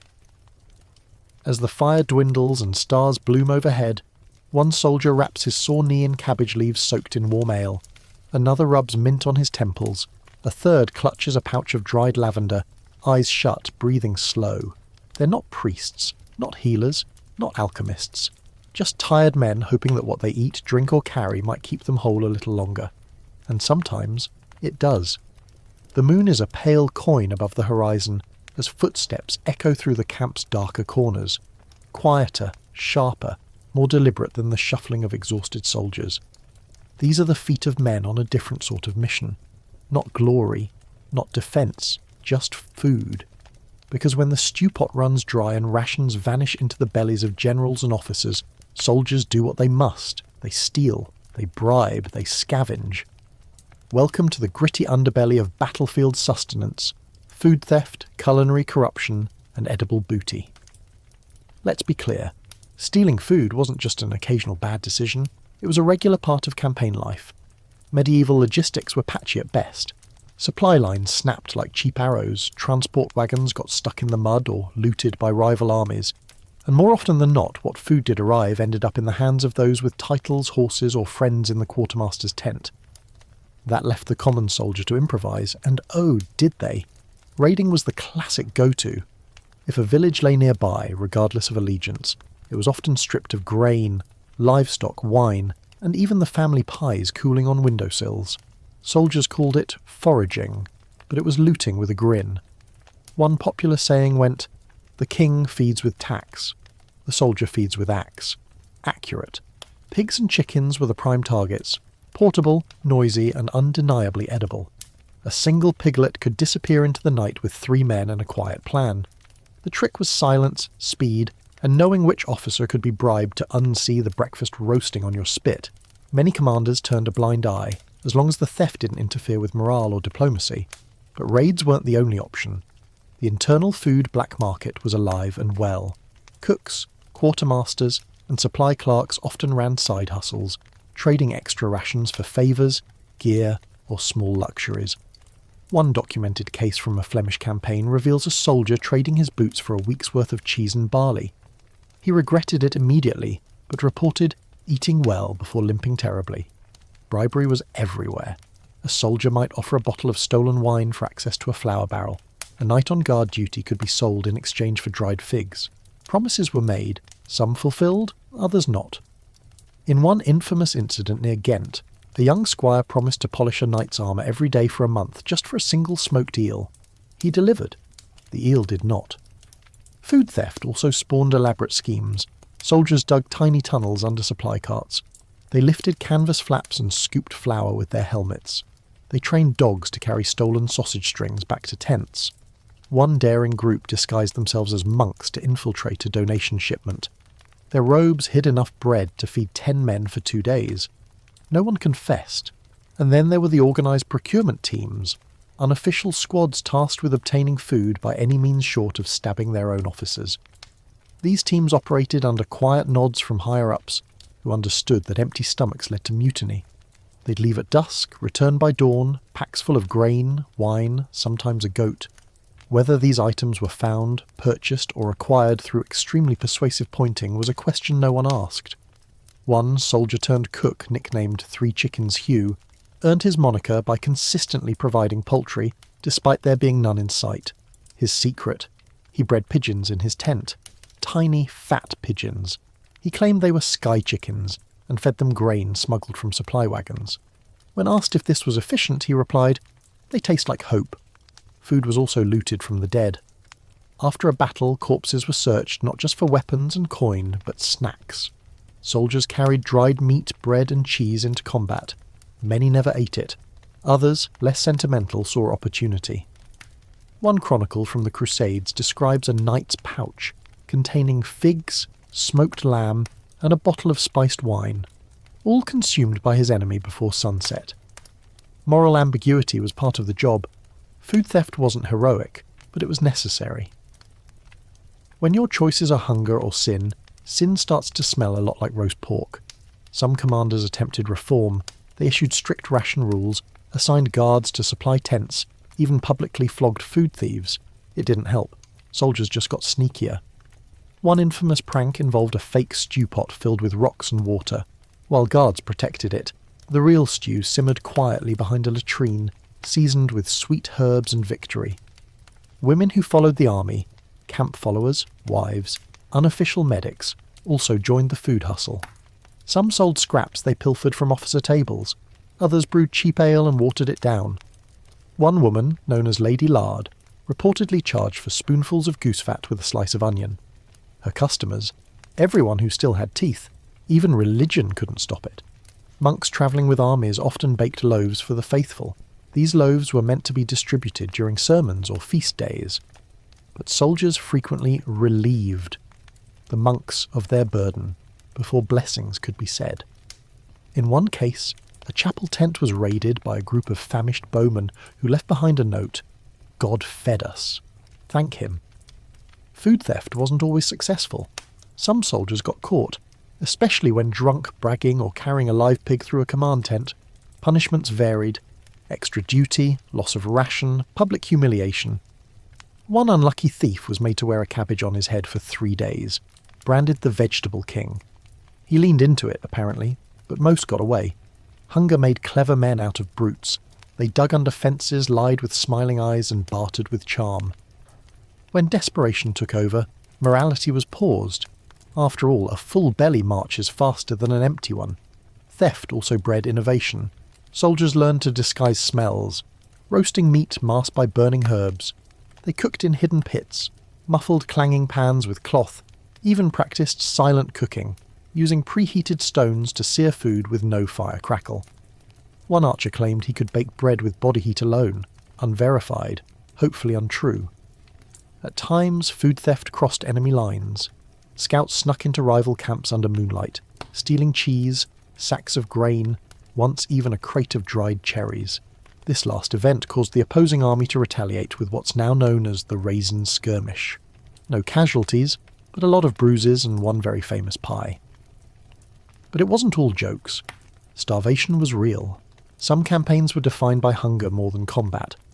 Men boiled leather, chewed bark, and prayed for rats.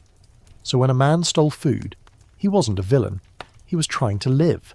Maybe to fight one more day. Maybe to send a scrap home to a child, or just remember what chewing felt like. In whispered stories, some of these food thieves became legends. Saints of the stomach. Heroes of the pot. Men who risked punishment to share stolen fruit with a friend, or smuggled in bread for a fevered comrade. Their crimes were never recorded officially, but their memory lingered around every late-night meal. Now the campfire dims, a pot of soup bubbles quietly behind a tent. The meat inside, no one asks. The flavour? Incredible. A soldier leans back, belly full, mind calm. Somewhere, someone is missing a goat. Somewhere else, a cook is smiling. And in the silence, another thief walks into the night. Pouch empty, eyes sharp. Tomorrow they'll eat again. Dawn refuses to break. The sky hangs low and colourless over stone walls wrapped in frost, and the only sounds are the creak of wooden gates, the echo of boots on empty streets, and the groan of bellies that haven't been full in weeks. This is no battlefield. It's a prison of rock and patience. Welcome to the siege, where the enemy isn't just outside the walls but inside your gut, whispering reminders that food is running out. Fast. In the medieval world, sieges were long, slow, grinding wars of attrition. They were chess matches fought with ladders and battering rams, but also with stomachs. Armies surrounded castles or cities and waited. No food came in. Few people got out. And inside, hunger turned into strategy, religion, hallucination, and eventually desperation. What people ate during a siege could make or break them. Sometimes it made them. Sometimes it broke them into something unrecognisable. At first, there were rations, salted meat, hard bread, pickled vegetables, whatever stores the defenders had managed to squirrel away. But siege planners rarely anticipated the full length of a blockade. Supplies dwindled fast, especially with extra mouths to feed. Soldiers, townsfolk, animals, servants. Soon, rationing began. Less bread, thinner stews, more arguments. One chronicler wrote of a city under siege for only 10 days before the people were eating barley flour mixed with tears. By week 3, the flour was gone, the tears were not. Creative substitutions took over. Bark, moss and roots were boiled into bitter broths. Ground-up bones were mixed with water and strained through cloth to flavour gruel. Rats, once a menace, became dinner. Cats followed. Dogs came last. Horses, sacred, but edible. Their meat was chewy, but plentiful, and in many sieges entire stables were cleared. The cooks, the poor desperate geniuses of the walls, concocted recipes no one spoke of later. pigeon stew thickened with crushed mortar, stone soup made literal by boiling gravel to leach heat into broth, bread made from ground-up lentil husks, straw or sawdust. One town supposedly used ground parchment mixed with water to make flat cakes, not nutritious, barely edible. But they were warm and filled a plate, and then came the leather, belts, boots, saddle straps, boiled until soft, seasoned with salt if any remained, and chewed like jerky with the texture of regret. Some leather had been treated with wax or dye, which made it toxic. Soldiers knew. Some chewed anyway. A good pair of boots might last you 6 days, if you ate slowly. There are tales, dark and often whispered, of bone wine, a macabre broth made from boiling human bones scavenged from cemeteries or fresh graves.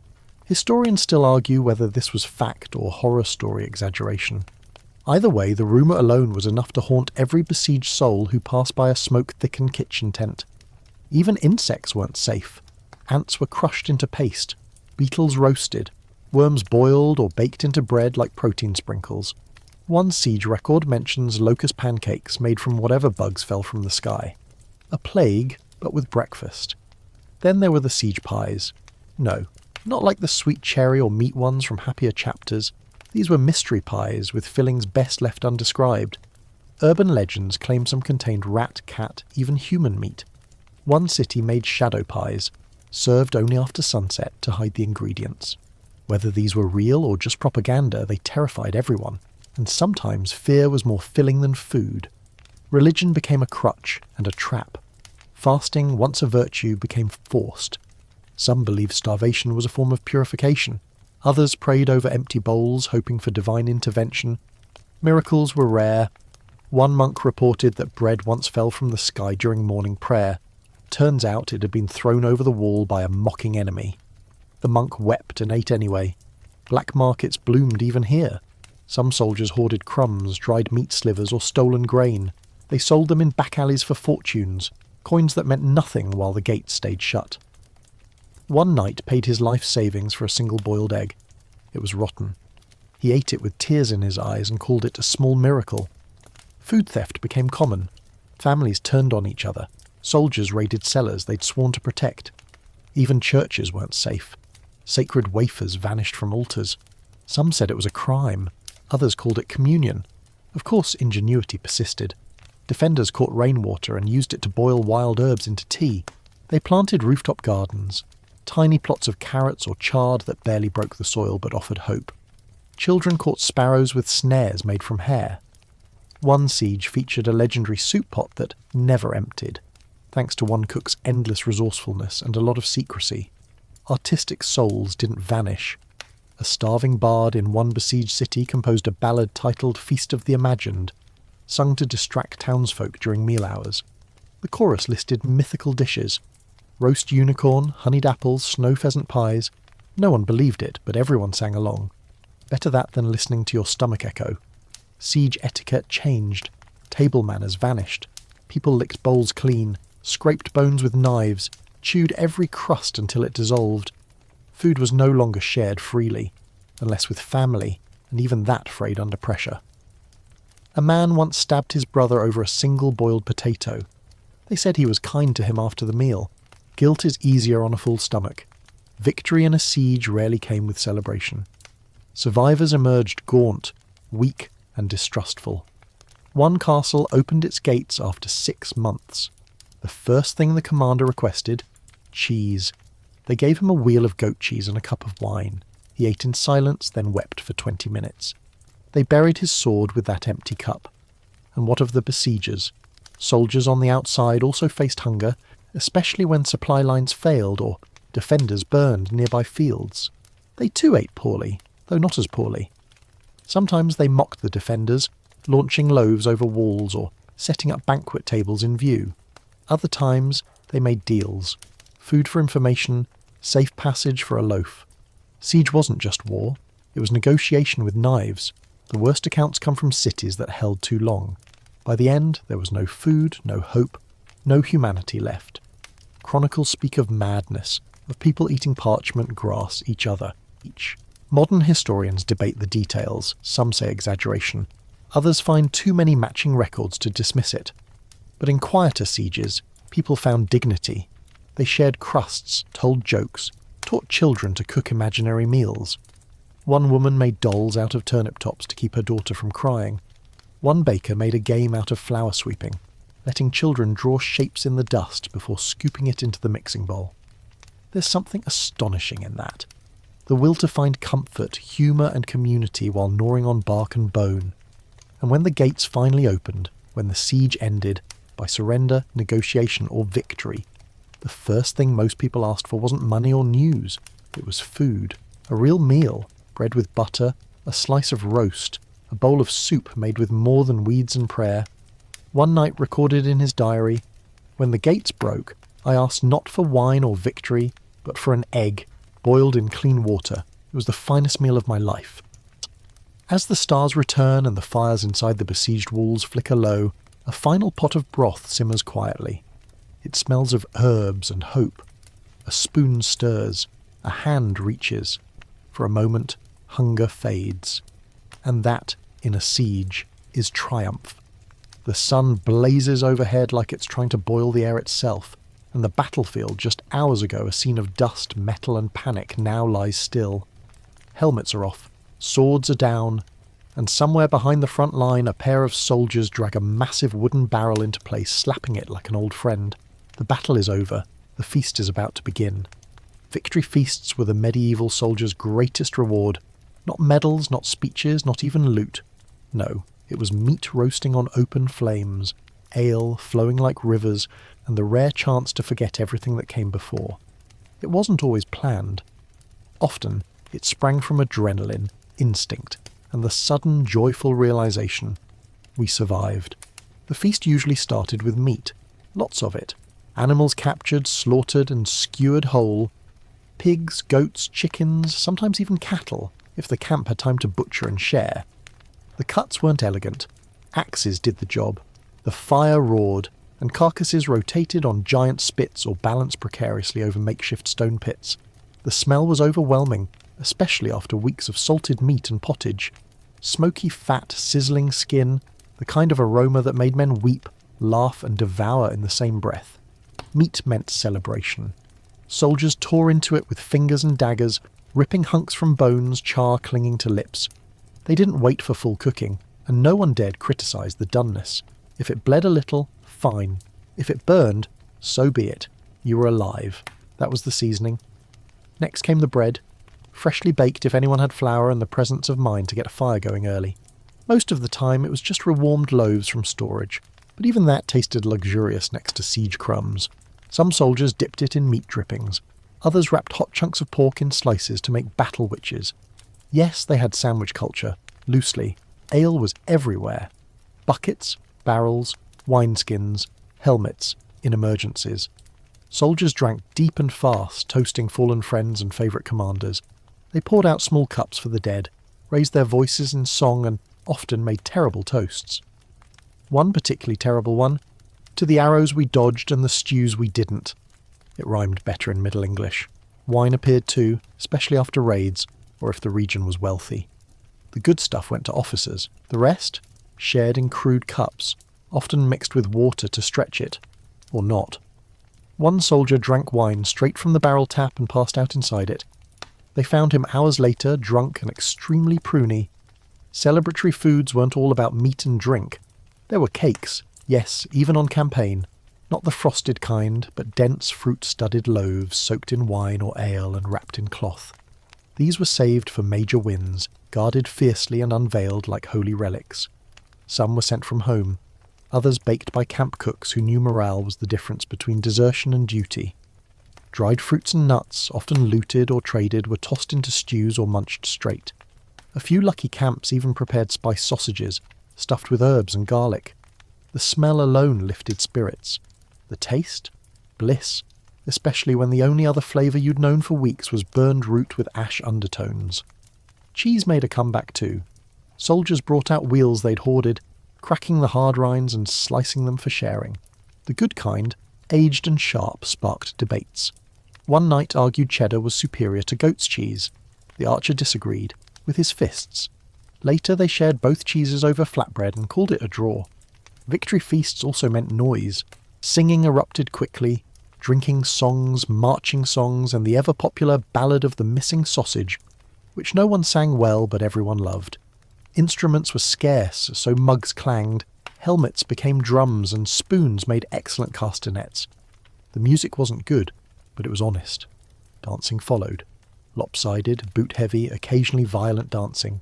Circles formed around fires, and soldiers stomped and spun with wild abandon. One man attempted to dance with a cooked chicken leg. Another reenacted the battle using 2 loaves of bread and a turnip. He was dubbed General Gravy. He kept the title for months. Women who followed the army often joined in, bringing their own recipes and sometimes their own wine brewed in hidden barrels under supply carts.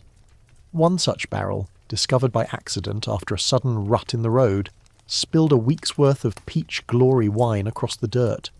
Soldiers lapped it up anyway. It tasted like joy and maybe regret. Maybe. Feasts weren't just for the stomach, they were for the soul. After loss, fear, and relentless marching, these moments of overindulgence reset something deep. They reaffirmed life, and they bonded soldiers tighter than armour. You couldn't share roast lamb and honey cakes without forging a connection deeper than rank. And yes, there were games. Dice, of course, and coin tossing. But also ale jousting, where 2 men mounted barrels and tried to knock each other off using soggy loaves of bread. One version of this ended with both men falling simultaneously into a pit of stew. They emerged heroes. Slightly scalded heroes. Storytelling was inevitable. Every feast spawned legends. Some exaggerated.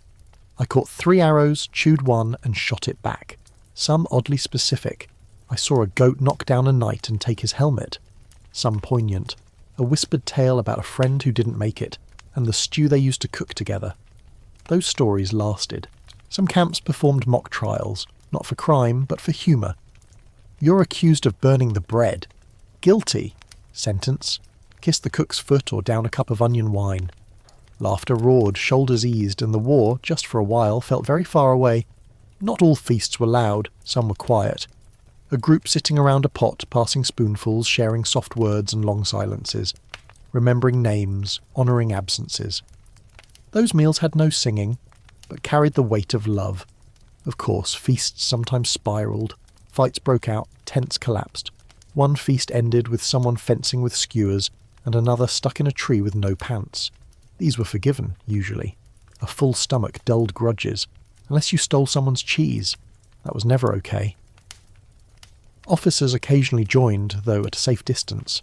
They offered wine, nodded respectfully, and sometimes shared in the food. Rarely did they dance.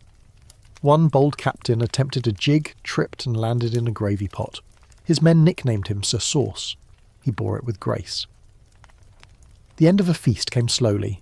Firelight dimmed, songs slowed. Men leaned back, bellies stretched, eyes heavy. The night held no threats, just warmth, stories, and the soft clink of cups. Someone strummed a broken lute. Another recited a bad poem. No one complained. In those moments, a soldier wasn't a killer, a marcher, a cog in some noble's war machine. He was just a man, full of meat and mirth, watching sparks rise to the stars. And when morning came and the horns called again and the boots marched on, something lingered. Not just the taste of lamb or the sting of wine, but the reminder that joy was still possible, that even in war there was room for feast. One soldier, packing his kit, found a crust of bread from the night before. He smiled, wrapped it carefully and tucked it into his pouch. Not for hunger, for memory. Because the feast, like the fight, was something worth carrying. The road stretches long and dust-coloured beneath worn boots, the last echoes of laughter and war fading behind. The soldiers march lighter now, not just in step but in soul. Something has shifted. The battles fought, the feasts shared, and the hunger endured have given way to memory. And as their path winds toward distant villages and eventual silence, one truth lingers like the scent of old stew clinging to armour. The food that kept them alive is still with them, long after the fire dies. Because medieval soldier food didn't vanish with the last clash of steel. No, it carried on, passed through generations, transformed by time and necessity, until remnants of those rough essential meals ended up in kitchens far removed from war. Tonight, we follow that thread. tracing the legacy meals and modern echoes of those secret survival foods. Let's start with the most obvious heirloom, bread. Not the fluffy supermarket kind, but the heavy, hearty loaves baked from whole grains, sourdough starters, and a good deal of patience. Artisan bakeries today unknowingly channel the spirit of medieval field loaves when they produce dense rye or barley bread, the kind that feels like it could double as home defence. Sprinkle in a few seeds or a wild yeast culture, and suddenly you're one soggy stew away from a 13th century breakfast. Pottage hasn't disappeared either. It lives on in every slow-cooked stew, every lentil soup, every bubbling pot of whatever's in the fridge poured over grains. The peasant dish has gone gourmet. Add bone broth, some heirloom carrots, and a touch of sea salt, and you've reinvented the thing that kept armies from collapsing. Except now, it's $18 and served in a handcrafted ceramic bowl with a sprig of thyme. Even salted meats endure, only now they're called charcuterie. Prosciutto, jamon, bresaola. Fancy? Yes, but they all share DNA with battlefield bacon and boot-dried ham. Jerky too remains a camping and hiking staple, often seasoned with spices the medieval soldier could only dream of. Sweet chili turkey jerky would blow their dirt-caked minds. Ale? Alive and foaming. Craft brewers resurrect medieval-style ales with herbs like yarrow and rosemary instead of hops, recreating brews that once fueled marches and lifted morale. The alcohol content might be higher these days, but the principle is the same. Communal, comforting, slightly cloudy joy in a cup. Cheese remains one of the most faithful survivors. Hard, aged varieties that travelled in saddlebags now sit proudly on wooden boards at wine tastings. The crumbly cheddars, smoky goudas and firm pecorinos wouldn't be strangers to the medieval tongue. The only difference? Now they come with fig jam and social media hashtags. Foraged food has had a renaissance. Urban mushroom clubs, wild garlic pesto recipes, dandelion salad guides. Today's foodies are rediscovering what soldiers did out of sheer necessity. Nettles, wild onions, sorrel, they're no longer survival greens, but delicacies. The irony. 1,000 years ago, you'd have been mocked for picking weeds. Now you're an influencer. Grain-based rations have reappeared as health foods. Oatcakes, barley porridge, buckwheat groats. Soldiers once cursed them. Modern chefs now swear by them. That dense slab of oat and seed found in trendy cafes. It's battlefield energy disguised as rustic elegance. Pair it with nut butter and feel heroic. Fish days live on in the Friday fish fry, the Lenten seafood menus, and even those dubious frozen fish sticks. Medieval soldiers wouldn't recognise the packaging, but they'd understand the rule. No meat today, so here's something salty and vaguely aquatic. Honey, the golden nectar of both healing and indulgence, still sweetens our teas, glazes our meats, and soothes our throats. And yes, it's still used in folk medicine and rituals. Soldiers rubbed it on wounds. Now, we dab it on blemishes and call it holistic. Even those strange, half-forgotten concoctions, the garlic pastes, the bone broths, the herb stews, have returned in trendy wellness circles. Bone broth sipped from mason jars. That's siege food with Instagram filters. Garlic and lemon immunity tonics. Medieval cold cures. Mugwort tea. Still a thing, though now it comes with a warning label. Superstitions about food haven't vanished either.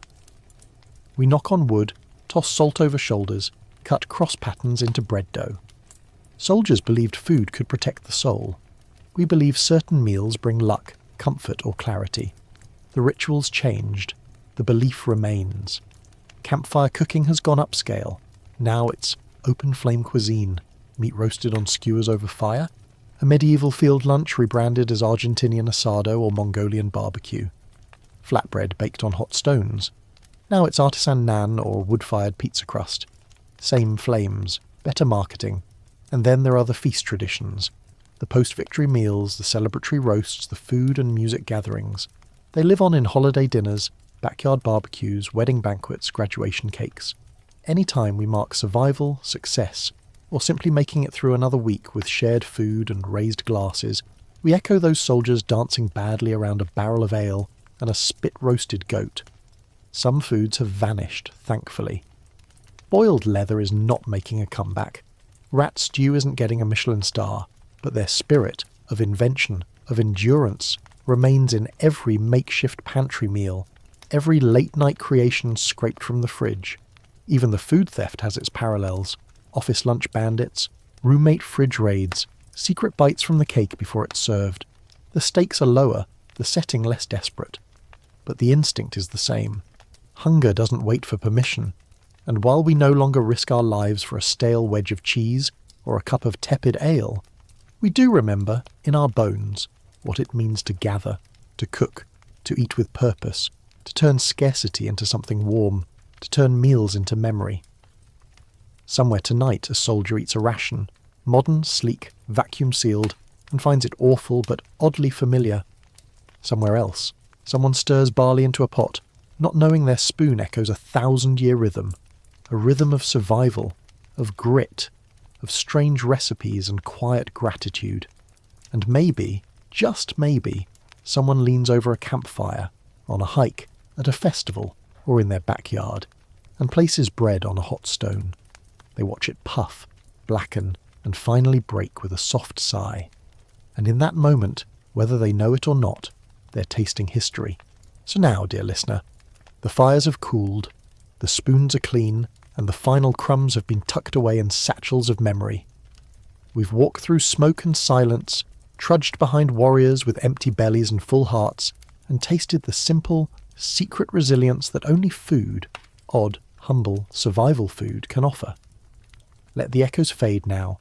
Let the clang of swords, the laughter around stew pots, and the soft rustle of foraged leaves drift far into the distance. Breathe slower. Let your shoulders sink into the pillow. Picture the night sky above an ancient field, stars blinking in quiet chorus while a soldier leans back, warm bread in hand, thinking only of tomorrow's march and one more bite. Because food was never just food. It was a friend, a ritual, a stubborn, steaming promise that even here, yes, even here, there was still room for sweetness, for spice, for something warm to cradle the soul. So close your eyes now, let the scent of wood smoke and garlic fade. Forget the salt, the fire, the bitter root and clumsy bread. They served their purpose, and so did you. You've journeyed far tonight, across centuries, across campfires, across tables made of stone and spirit. Sleep now. The battle's over. The pot is empty. The story is full.